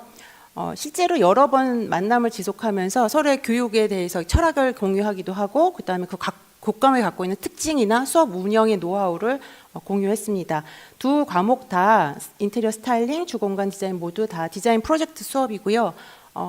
스타일링 수업은 약간 혼합 수업으로 온라인과 오프라인을 같이 하고 저는 완전히 대면으로 진행했습니다. 서로의 수업을 참관하거나 안 될 경우에는 영상을 찍어서 같이 수업이 어떻게 운영되는지 참관을 했고요. 그리고 마지막에 참관 보고서와 결과 보고서를 제출하는 형태로 프로그램이 끝났습니다. 이 프로그램의 활동 결과 굉장히 그때 막막했거든요. 너무 많은 것 중에 이 중에 뭘 쓸 것인가가 가장 큰 고민이었는데 이걸 혼자 할 생각을 하니까 엄두가 나지 않았어요. 근데 두 사람이 약속을 잡고 같이 나누어서 고민을 찾아보고 해보고 뭐가 좋고 뭐가 안 된다라는 나눌 수 있는 걸 보면서 결국은 이 많은 것 중에 우리는 뭘 쓸 것인가 좀 선택과 집중을 할 수 있었던 거에 되게 좋았고요. 그다음에 결국은 이 인공지능을 잘 쓰는 게 중요한 게 아니라 우리 수업 어떤 부분에 이걸 끼워 넣을 것인가인데 그거를 한번 시험해 봄으로써 어떤 확인을 받았습니다. 텍스트로 물어보는 일반 인공지능 같은 경우에는 거의 매 단계 모든 수업 과정에 사용이 가능했으며 또 이미지는 어떤 순간에 써야 되는 건가를 이제 알 수 있게 되었죠. 근데 이게 다 그 당시만 해도 이게 딱 1년 전인데 모든 이미지 생성 앱은 다 유료였어요. 그래서 이제 학생들한테 과감히 쓰라고 얘기를 못 하고 쓸 수 있는 사람은 권한다 정도만 됐던 게 그 당시 제일 아쉬움이었습니다. 그 다음에 그걸 활용한 또 이제 수업 중에 에듀테크 활용 기법을 서로 이제 디테일하게 이제 나눴는데 저는 주로 구글 클래스룸을 썼고 그 다음에 LMS를 쓰고 계신 최현희 교수님한테 여기에서 또 장점을 서로 이어받아서 이제 조인하는 수업 운영을 했습니다. 무엇보다 가장 큰 동료 멘토링의 장점은 저 정말 권하는데요. 비슷한 교육 철학을 가진 분과 같이 이렇게 교류를 통하다 보면 내가 하고 있는 걸 이제 지치기 쉬운 이거를 계속 할 수 있는 의지와 그다음에 그걸 통한 성장의 기회로 활용할 수 있었다는 게 참 좋았습니다. 또 마이크로 티칭은 제가 처음 해본 건데 이것도 마찬가지로 4단계로 운영이 됩니다. 신청서가 매우 생각보다 간단해요. 그 다음에 이제 본인이 원하는 멘토링 내용을 써서 제 수업을 간단하게 녹화해서 15분 정도만 보내면 이제 평가를 해주시는데 저는 그냥 뒤에 앉은 학생한테 나의 수업을 녹화해다오 해서 녹화한 자료를 좀 쪼개서 보냈습니다. 그러면 이제 전문가께서 제 수업에 관찰에 따른 개선 사항과 제한 상황을 다 적어주시고 그걸 또 보고 또 중요한 게 제가 제 영상을 보는 순간 이제 굉장히 많은 깨달음이 오는데 그걸 가지고 이제 전문가 피드백 더하기 제 자체 피드백을 해서 이제 결과 보고서를 작성해서 제출했습니다. 이 결과로는 일단 전문가 피드백으로서는 어떤 걸 크게 느꼈냐면 저는 너무 많은 걸 가르치고 싶은 욕심에 화면에다가 시간은 정해져 있는 시간에 이 모든 걸 넣어야 하다 보니 지금 보시다시피 글씨도 많고 그림도 많고 이렇게 전달이 되는데 전문가 피드백에서는 한 페이지에 하나씩을 넣는 걸 추천한다라고 얘기를 해주시더라고요. 그게 사실 아까 학습자 중심의 강의 중에서 시각적 화면에 대한 집중도를 고려했을 때 그거에 대한 되게 큰 깨달음이 있었고요. 그다음에 강의의 전체 흐름에서 시작과 끝을 짚어주는 것이 얼마나 중요한가 이것도 깨달을 수 있었습니다. 그다음에 이것도 굉장히 저한테는 좋았지만 두 번째 스스로의 수업 영상을 보는 순간 아차 싶은 것들이 있었는데 아까 제 시간은 정해져 있고 빨리 이거를 강의를 해야 된다라는 생각에 저도 그렇게 제가 빨리 말을 하는 줄 몰랐어요. 근데 굉장히 빨리 말을 하고 있었고 그다음에 이제 제가 급해하는 태도 때문에 학생들은 이걸 제대로 마음에 받지 못하겠구나라는 걸 아주 크게 느꼈습니다. 그래서 너무 많은 걸 주고자 하는 건 오히려 독이 되겠구나라는 걸 정말 크게 느껴서 오히려 올해는 매년 이게 강의 자료를 업데이트하게 되잖아요. 뭘 뺄 것인가를 정해야겠구나라는 큰 깨달음을 얻게 되었습니다. 그렇지만 제 수업은 총 4시간인데 이게 15분 강의에는 제 다양한 수업이 다 담기지 않아서 제 강의 위주로만 이제 피드백을 받을 수 있었다는 점은 좀 아쉬웠고요. 전체적으로 이제 강의 녹화가 좀 번거롭긴 했지만 전혀 모르는 남한테 제 강의를 보이고 제 PPT를 보여서 평가를 받는다는 건 굉장히 의미 있었다고 생각합니다. 그러면 그때 평가받았던 주거 공간 디자인이란 지난해 1년 전 수업에 대한 걸 좀 설명을 드릴게요. 제 수업은 제가 이제 구글 클래스룸을 코로나 때부터 접근하기 시작해서 굉장히 잘 활용하고자 노력을 했는데요. 구글 클래스룸과 인공지능을 활용한 점을 이제 보여드리도록 하겠습니다. 이 수업은 단독주택 설계 프로젝트입니다. 학생들이 본인이 희망하는 거주자 유형, 노인 아니면 어린이 가정, 그다음에 대학생 청년들 이렇게 선정해서 직접 대지를 선정해서 대지를 분석해서 개성적인 컨셉에 따라서 주택 설계를 하고 인테리어 디자인까지 마무리하는 수업인데요.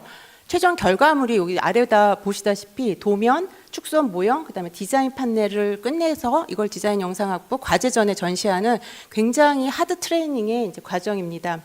그런데 실제 이 수강자들은 학부제이기 때문에 2학년에 처음 디자인 프로젝트를 시작하는 완전 아무것도 모르는 초짜예요. 그러다 보니 수업 시간에 제가 어떻게 디자인을 해야 되는지 이론도 반드시 진행을 해야 하고, 그 남아있는 3시간 동안 제가 1대1 과제를 전부 다 컨펌을 해줘야 되는데, 제가 컨펌을 하는 사이에 다른 학생들은 그 시간 동안 제대로 활용하지 못하는 게 제 수업의 가장 큰 고민이었어요. 그래서 제가 피드백하는 동안 학생들한테 PBL 활동을 시켜서 그 시간을 유용하게 쓸 수 있도록 하면서 이제 수업이 계획됐습니다.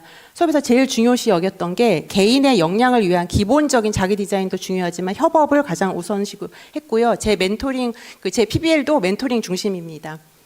제가 제일 잘했다고 생각하는 게 이 PBL 활동을 막연하게 PBL 활동이 아니라 PBL 활동을 3단계로 나눴다는 점입니다. 첫 번째, 보통 우리가 알고 있는 PBL 활동은 제가 이름 짓은 창의 활동인데, 이게 최은희 교수님, 저의 멘토링 교수님이랑 같이 했던 건데, PBL 창의 활동은 2사람 혹은 3사람이 협력해서 새로운 프로젝트를 만들어내는 활동입니다. 보통 대면이나 이거 자율적으로 스스로 잘 알아서 하기 때문에 제가 건드릴 필요가 없었고요.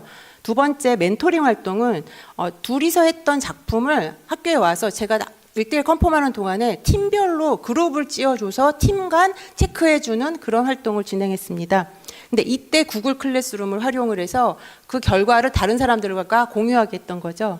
그다음에 마지막 이 PBL 평가 활동은, 저 PBL 창의 활동이 2인 활동이라면 저 PBL 멘토링 활동은 뭐 4인에서 6인까지 활동이고, 마지막 평가 활동은 이 반 전체가 작품을 같이 평가하는 활동이라고 보시면 됩니다. 이때는 구글 서문과 클래스룸을 같이 이용했습니다.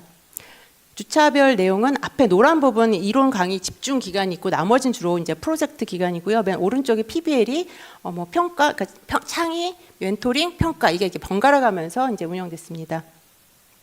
자, 구글 클래스룸을 위주로 좀 보여드릴게요. 구글 클래스룸의 기본 화면의 형태인데요. 제가 저기 위에 별표 있는 데 부분에 보면 대부분 이 구글 클래스룸을 열면 맨 왼쪽에 게시판으로 화면이 되어 있습니다. 그러면 최근 자료가 우선적으로 올라오기 때문에 이 소팅이 되지가 않아요. 그래서 두 번째 누르시면 수업 과제였나? 그렇게 하면 제가 원하는 폴더를 만들고 넘버링을 해서 순서를 맞출 수가 있습니다. 그렇게 해서 누구나 학생들이 열면 주차별 강의 내용과 결과물을 볼 수가 있었고요. 실제 과제 제출은 오른쪽에 보시는 것처럼 냈는지 어떤 걸 냈는지를 바로 확인할 수 있습니다. 제일 먼저 이제 PBL 창의 활동인데요. 구글 슬라이드 만들기를 이제 보여드리는 거고요. 그다음에 실제로 항의 활동 어떤 걸 했냐면, 이론 수업 중에 제가 이론을 4시간을 하면 이 친구들은 이제 너무 지쳐서 그 중에 1시간 정도를 이제 활동으로 돌리는데, 현대인의 다양한 라이프 스타일을 강의하는 내용이었어요. 그래서 이거를 제가 안 하고 학생들한테 PPT를 만들어 놓고, 자, 2명씩 랜덤으로 팀을 짜서 각자 제가 이름을 적어놔요. 저 미니멀 라이프, 무슨 라이프, 취미 라이프 이렇게 해놓으면 이거에 대해서 30분 내에 활동을 해서 2페이지를 채워라 라고 얘기를 해서 짧은 시간 내에 조사를 하면 한 팀은 한 라이프 스타일만 조사를 하지만, 이게 전부 다 찼을 때는 반 전체가 굉장히 다양한 라이프 스타일을 조사할 수가 있고 이걸 다 공유할 수 있게 된 거죠. 그러고 나서 과제로 여기 댓글 달기를 시킵니다. 1인당 최소 3개를 댓글을 달고 우수자에게 하트를 남겨라. 그래서 하트를 받은 친구들에게는 그 다음 주에 어드벤치로 뭐 과자를 줄 때도 있고요. 그다음에 아니면 플러스 점을 줄 때도 있습니다. 이렇게 해서 수업 시간 내 짧은 형태로 운영하는 방식이 또 가능하고요. 두 번째는 창의 활동 또 다른 형태인데요. 본인이 평면도를 그리려면 남의 평면도를 잘 볼 줄 알아야 돼요. 그러니까 남의 평면도를 많이 보고 분석할 수 있어야 되는데, 이게 이제 사실 가르치기가 굉장히 어렵고 이제 어려운 부분이라, 제가 이 페이지마다 빈 이 종이에 이 도면, 기본 검은색만 있는 도면을 올려놓고 팀별로 들어가서 분석을 해라라고 얘기를 해요. 그럼 첫 번째 분석 기준을 주고 이거에 맞춰서 평면을 분석한 걸 팀별로 나름대로 하면 나는 한 개만 분석했지만 다른 팀이 모두 한 평면도를 같이 볼 수 있는 그런 장점이 있었습니다. 그 다음에 또 이거는 이제 멘토링 활동이 어떻게 운영됐는지 보여드리는 건데요. 멘토링을 하게 되면 이제 실제로 회의를 해서 다른 팀의 걸 얘기를 들은 다음에 이렇게 아주 간단하게 항상 요 맨표 앞에 그룹별로 그룹 구성을 지어주고 표를 만들어서 칭찬할 점과 또 보완했으면 좋겠는 점을 학생들이 직접 이제 쓰게 했고요. 이건 되게 간단한 초반에 진행됐던 거고요. 이게 좀 더 발전을 하면 창의 활동과 멘토링 활동이 겹쳐지면서 학생들이 만들어낸 저 결과물을 그대로 올리고 그거에 대해서 학생들의 그 멘토링 결과를 작성을 하게 되면 저 이렇게 맨 오른쪽에 보시면 이거에 대해서 제가 수업 시간에 못할 경우 나중에 가서 빨간 글씨로 수정할 사항을 더 첨부해 준다든가 이런 것들이 가능했습니다. 그다음에 이제 발표인데 PBL 평가 활동 같은 경우에는 이렇게 평가지를 제가 이 구글 클래스룸에 올려요. 그럼 올리면 학생들이 이걸 다운받아서 맨 오른쪽에 이제 학생들이 작업한 건데 여기 점수도 매기고 마지막에 이거에 대한 그 학생 작품에 대한 의견을 직접 다 적으면 여기까지는 하시는 분들이 많을 텐데 가장 중요한 건 사실 이거라고 생각을 하는데 학생들이 중간평가에 써준 그 내용이 내가 썼지만 어차피 이건 아무도 보지 않아 이런 마음을 갖지 않도록 학생들이 정리해준 걸 다 긁어서 다시 구글 슬래드에다 올려줍니다. 그러면 나는 나머지 나 빼고 한 20몇 명의 피드백을 다 확인할 수가 있고 그걸 가지고 그 객관적으로 자기의 발전 방향을 잡을 수가 있는 거죠. 그리고 이제 수업 시간에도 점수를 가지고 평균 점수에서 각 팀이 어떤 점수의 차이를 가지는지 어떤 걸 더 보완해야 되는지 이제 보여줍니다. 또 이거 제가 되게 좋아하는 프로젝트인데 저희가 전시회 기간에 따라서 한두 주가 이렇게 전시회가 앞에 있을 경우 수업 시간이 남는 경우 이런 약간 그 일시적인 프로젝트를 해서 하루에 인테리어 디자인 페스티벌 이름으로 그다음 수업 외에 이렇게 공간을 작은 걸 주고 디자인하는 대회를 스스로 이제 축제처럼 그렇게 운영을 하면 학생들이 그동안 이렇게 수업과 무관하게 진행되는 거라서 굉장히 재미있게 그다음에 다양한 아이디어를 내서 이제 수업을 진행합니다. 그리고 이제 인공지능 같은 경우는 제가 이제 수업 첫 주쯤에 이걸 이제 보여줘요. 이걸 갖고 한번 해보자 해서 설계 병역을 만드는 방법에 이제 프롬프트도 제가 다 보여주고 공개하고 그다음에 이런 식으로 진행이 가능하다라고 이제 보여줬고요. 그다음에 이미지 같은 경우도 예시를 들어서 이런 프롬프트로 이렇게 넣으면 이런 이미지가 나오는데 이 이미지를 개선하기 위해서는 이렇게까지 가능해라는 걸 이제 직접 보여주고 유료기 때문에 제가 이제 모두 해라라고는 할 수는 없었어요. 그렇게 해서 학생들이 다양하게 설계 배경에도 쓰고 디자인 프로세스에도 쓰고 그다음에 이미지 구현에도 쓴 경우인데요. 저 맨 위에 있는 게 이제 학생이 실제로 그 방을 이제 맨 오른쪽에 결과물인데 발전 단계입니다. 그래서 마지막에 이제 챗GPT로 저런 걸 얻었고요. 사실 저게 지난해 1년 전이잖아요. 이게 이 아래에 있는 작품이 2학기에 있었던 작품이에요. 이렇게 한 번 해본 친구들은 자기 스스로 이제 개발을 해서 2학기에는 훨씬 더 전문적으로 이제 이미지 구현을 할 수 있게 됩니다. 자, 제 수업은 디자인 PBL 수업에서 어떻게 하면 구글 클래스룸과 인공지능을 활용해서 더 스마트해질 수 있는가를 이제 노력한 수업이었어요. 결과로서는 제 수업은 계속 진화하고 있고 앞으로도 계속 변하겠구나라고 이제 계속 진화해야 된다라는 걸로 결론을 내겠습니다. 네, 감사합니다. 네, 계속해서 수업 개선을 위해서 노력하시는 우리 박혜선 교수님의 수업 사례였습니다. 마지막 순서는 조금 특별한 순서입니다. 저희가 늘 우리 교수법, 교수님들의 사례만 들어봤는데요. 저희 교수학개발원에는 학습법 프로그램도 있습니다. 저희 여러 프로그램 중에 좋은 수업 공모전이라는 프로그램이 있습니다. 그래서 이번 순서는 학생이 발표를 합니다. 그래서 늘 저희가 매해 학생들이 이제 개인적으로 들었던 수업 중에 좋은 수업, 그래서 본인이 굉장히 열심히 했던 수업, 인상이 깊었던 수업, 본인이 발전했던 수업들에 대한 사례를 공모전에 제출을 하는데요. 오늘은 첨단 IT 학부의 이병현 학생이 들었던 수업 중에 좋은 수업에 대한 사례가 선정이 되었습니다. 과연 어떤 수업일까요? AI 데이터 엔지니어로의 도약이라는 주제로 막막함을 두려워하지 말자라는 주제로 발표를 해 주시겠습니다. 이병환 학생 소개하겠습니다.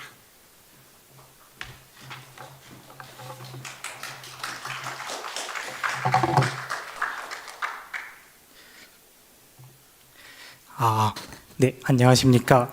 저는 이번 2025학년도 2학기에 그 교수학습개발원에서 진행한 좋은 수업이라는 공모전에서 최우수상을 수상하여 이번에 사례 발표를 하게 된 첨단 IT학부 빅데이터 전공 이병현 학생입니다. 네, 저는 이번에 그 첨단 IT학부 빅데이터 전공 응용교과군 수업인 차대현 교수님의 딥러닝 프로젝트 수업을 그 좋은 수업으로 선정하여 발표하게 되었고, 제 발표의 부제는 보이시는 것처럼 막막함을 두려워하지 말자입니다. 네, 발표 시작하겠습니다. 네, 먼저 저는 1학년 때 이미 한번 공모전에 도전했던 경험이 있습니다. 그 교양 수업으로 도전을 해서 1학년 때도 이제 우수상을 한번 수상을 했었는데요. 이 당시에는 대학교 새내기라서 아무것도 모르는 상태였지만 열정을 가지고 도전을 했었고 좋은 결과가 있었습니다. 그래서 이제 1학년 때 했던 이 도전을 바탕으로 2학년 때 딥러닝 프로젝트라는 수업을 듣고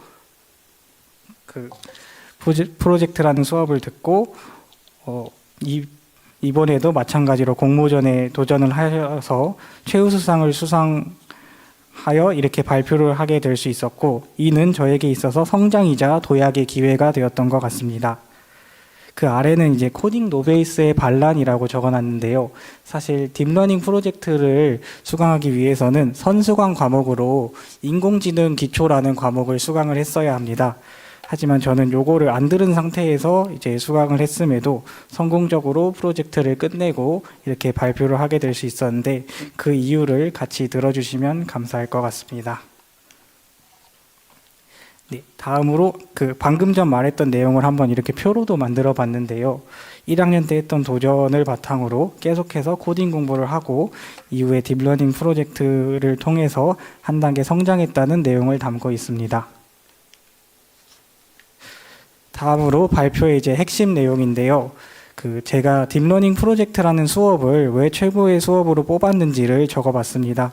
크게 세 가지 부분이 있는데, 먼저 첫 번째로는 이 수업이 단순히 이론만 듣는 일반적인 수업이 아니라 그 오른쪽에 보이시는 것처럼 기획부터 전처리 그리고 모델 학습과 배포 요 네 가지 일련의 과정을 학생들이 스스로 팀을 이뤄서 직접 진행을 해보고 발표를 하는 실전 위주의 수업이었기 때문입니다.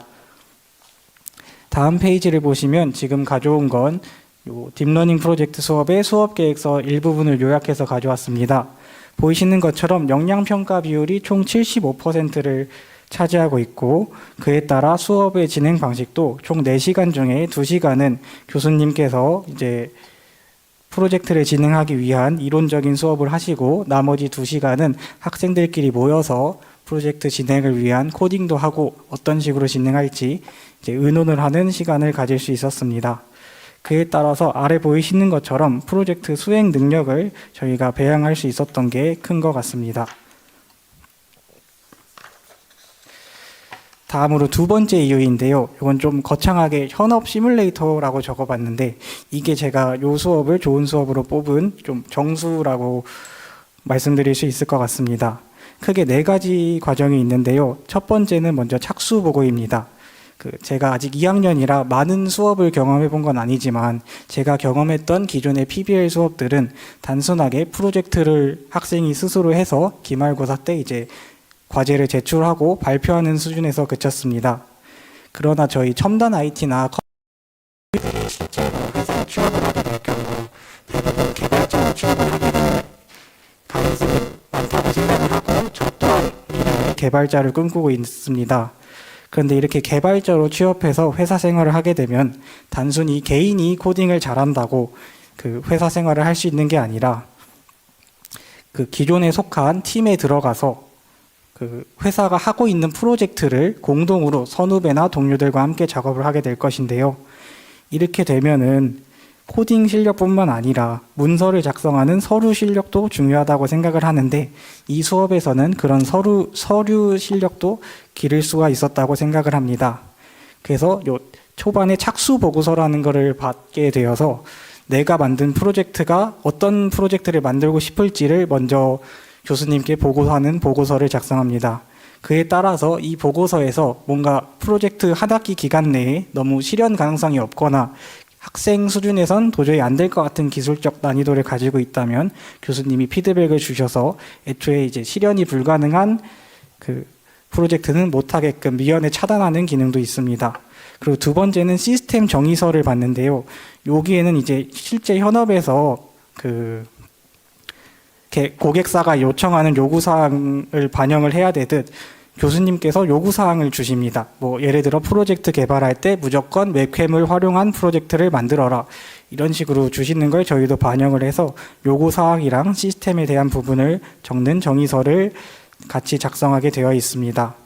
그리고 다음으로 중간 산출물이랑 최종 산출물이라고 나와 있는데요. 이 부분은 이제 그 중간고사랑 기말고사 전후로 지금 프로젝트가 얼마큼 진행되었는지 다른 팀원들과 교수님들 앞에서 발표해보고 서로 상호 간에 평가하는 시간을 갖습니다. 이를 통해서 상호 평가로 그 다른 팀들의 이제 프로젝트 수준을 저희가 객관적인 수치로 확인할 수도 있고 이 상호 평가가 추후에 학점에 반영되기 때문에 학점도 이제 교수님이 일반적으로 주시는 게 아니라서 공정하게 받을 수 있었던 것 같습니다. 다음으로 위에 동료 평가라고도 적혀 있는데요. 이 부분 또한 중간이랑 최종 발표 전에 동료끼리도 서로 평가하는 평가서를 제출해야 되기 때문에 무임승차를 막을 수 있는 효과가 있었던 것 같습니다. 따라서 이러한 과정 때문에 제가 느끼기에 이게 단순히 일반 조별 과제를 하는 수업이 아니라 실제 IT 기업에 들어갔을 때 프로젝트를 해보는 그런 거를 미리 직간접적으로 체험해 볼 수 있지 않았나 싶었습니다. 네, 다음으로 워크플로우에 대해서도 배울 수 있었습니다. 맨 처음이 WBS라고 적혀 있는데요. 사실 앞서 그 서류들을 제출해야 될 때 저희 그 WBS라는 서류로 또 만들어서 같이 마일드스톤이란 일정표까지 함께 첨부해서 제출을 했어야 했습니다. 그래서 WBS라는 게 뭔지도 몰랐던 제가 자연스럽게 이걸 제출을 해야 되기 때문에 요거에 대해서 공부하고 배워볼 수 있었고 이 또한 현업에서 실제 기업에 입사하면 쓰는 제도로 알고 있기 때문에 도움이 많이 되었던 것 같습니다. 그리고 실제 개발 환경에서는 GitHub나 지라 아니면 노션이나 아웃룩 같은 프로그램으로 이제 팀원들끼리 코드를 공유하곤 하는데요. 저희도 프로젝트를 하면서 보다 원활하게 공유하기 위해서 이런 게 있다는 걸 찾아보고 실제로 적용해 보면서 많은 도움을 받을 수 있었던 것 같습니다. 다음으로 그럼 저희가 어떤 프로그램을 만들었는지도 간략하게 설명드리겠습니다. 크게 4가지 단계가 있는데요. 첫 번째로 카메라를 기반으로 웹캠이나 카메라 등 입력 매체를 통해서 사용자의 이미지나 영상을 받아옵니다. 그 다음에 저희가 욜로 V5라는 모델로 딥러닝 학습을 진행하였는데 요 욜로 V5가 실제 사용자가 입고 있는 의류 정보를 탐지하고 분류해냅니다. 예를 들어 지금 겨울옷을 입고 있구나 아니면 여름옷을 입고 있구나 상의이구나 하의이구나 이런 걸 분류해낸다고 생각하시면 될 것 같습니다. 그 다음으로 더 나아가서 웨더 API라는 홈페이지에서 API를 따와가지고 실시간으로 현재 날씨 정보를 연동시켜서 최종적으로는 사용자가 입고 있는 옷이 지금 날씨에 입기에 적합한 옷인지를 보여주는 프로그램을 만들었습니다. 그럼 이 프로젝트가 과연 순탄하게 진행되었을지를 한번 따져보면 그렇지만은 않았습니다. 크게 3가지 오류가 있었는데요. 첫 번째로는 데이터셋 오류입니다. 딥러닝 학습을 위해선 무엇보다 양질의 데이터셋을 가지고 학습을 하는 게 중요한데 저희는 요 K패션이라는 한국의 의류 정보가 담긴 데이터셋을 가지고 작업을 진행하는 도중 전처리와 정제 오류가 있었습니다. 그리고 두 번째로는 팀원 간 역량 편차 또한 존재했습니다. 서로 처음 보는 팀원이 이제 팀을 이뤄서 코딩을 하고 코딩 실력도 전부 다 다르고 프로젝트 했던 경험도 달랐었기 때문에 서로 소통 오류도 있고 역할을 정하는 데도 혼선이 있었습니다. 세 번째로는 하드웨어적 한계 또한 존재를 했습니다. 실제로 이런 딥러닝 학습을 할 때는 많은 양의 GPU가 필요한데 저희는 이를 대처하기 위해 구글 콜앱이라는 프로그램으로 GPU를 빌려서 썼지만 그럼에도 리소스가 부족해서 끊기는 일이 많았습니다. 이를 과감한 피벗으로 해결을 했었는데요. 데이터셋 오류는 이제 이미 검증된 해외 양질의 데이터셋을 가지고 활용을 해서 해결을 하였으며, 리소스가 부족한 콜앱은 유로 결제를 해서 리소스를 늘리고 학부 사무실에서 대여를 해주는 AI 개발 환경 도구인 AI랩 OBJ2 등을 대여받아서 해결할 수 있었습니다. 또한 팀원 간 역량 편차 문제 또한 각각의 코딩 실력에 맞게끔 역할을 정해서 한 명이 모델 학습을 전담하고 나머지 팀원들은 문서랑 발표 자료를 정리하고 또 메인으로 학습한 코드를 리뷰하고 복습하는 식으로 역할을 나눠서 성공적으로 끝낼 수 있었습니다. 이러한 이러한 오류를 해결하기까지 저희에게 있어서 이렇게 차대현 교수님의 코칭이 아주 중요하게 작용을 했었는데요. 그 중간 보고 발표랑 최종 보고 발표 전후로 차대현 교수님이 피드백을 주셨는데, 그때 단순하게 이 코드가 문제가 있어서 프로그램이 안 돌아가는 거니까 이렇게 고치면 해결될 겁니다 라고 바로 정답을 알려주시기보다 스모크 테스트로 지금 가진 데이터셋이 어디까지 돌아가는지 기능 검증을 해보세요 라는 식으로 정답 대신 방향을 알려주셨습니다. 이 방향을 알려주신 방법이 저희에게 있어서는 학생들 스스로 생각하면서 발전할 수 있는 계기가 되었고, 교수님이 마치 프로젝트의 숨은 리더인 PM처럼 느껴지는 이러한 효과가 있었다고 생각합니다. 그래서 프로젝트 성과도 짤막하게 가져와 봤는데요. 왼쪽 위에 보시는 25에포크라고 써진 거는 딥러닝 학습을 25번 정도 진행했다는 뜻입니다. 딥러닝 학습이 한 번 할 때 보통 짧게는 몇 시간에서 데이터가 많으면은 며칠까지도 걸리는데 25번은 저희 학부생 수준에서는 유의미한 결과를 뽑을 수 있는 학습 횟수였고, 그에 따라 아래 보이시는 것처럼 0.68%라는 70%에 가까운 정밀도로 구현하는 것을 성공했습니다. 오른쪽에 보이시는 것은 그 옷 종류별로 이제 얼마큼 잘 분류했는가가 적혀진 표입니다. 다음으로 영상도 짤막하게 준비했는데요. 시간 관계상 실제 시연 영상만 한 30초 정도 보도록 하겠습니다.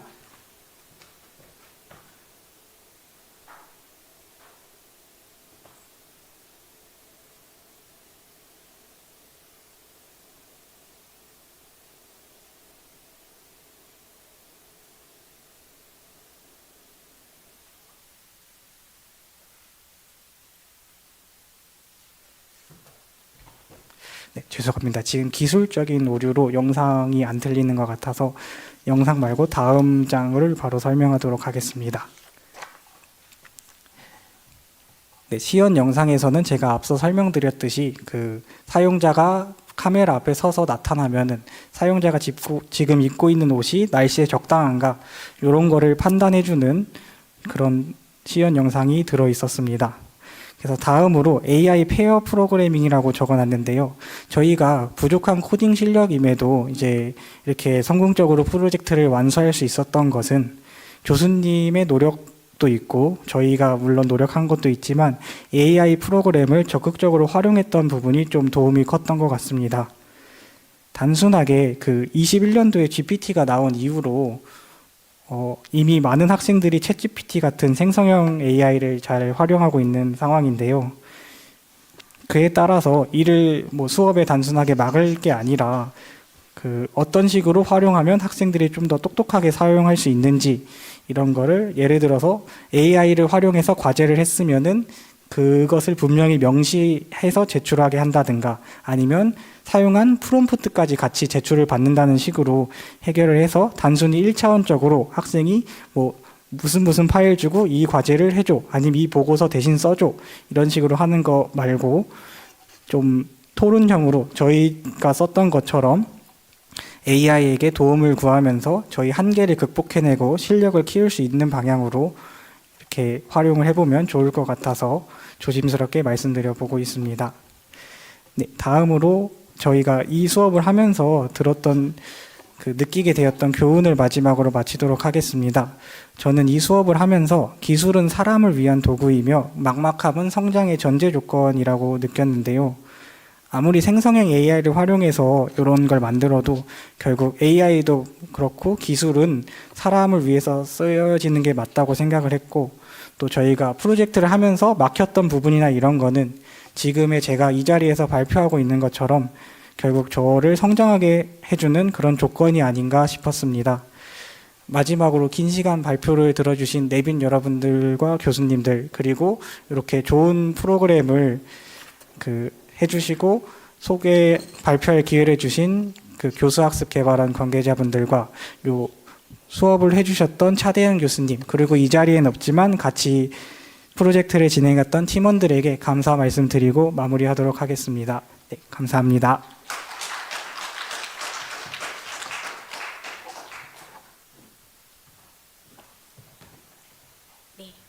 오전에 대학 혁신사업단의 저희 성과 발표부터 시작해서 저희 오후에 교수학습 개발원의 컨퍼런스까지 모든 일정을 마치도록 하겠습니다. 오늘 함께 해주신 교수님과 발표자 여러분들께 감사드리며, 특히 오늘 유튜브로 참여해주신 분들이 100분 넘으시거든요. 그래서 100여 명 함께 참석해주신 유튜브에 계신 여러분들께도 감사드립니다. 행사 종료 안내와 함께 지금 아마 만족도 조사 안내가 진행되고 있을 겁니다. 만족도 조사에도 모두 적극적인 참여 부탁드립니다. 끝까지 참여해 주셔서 감사드립니다. 안녕히 돌아가십시오. 감사합니다.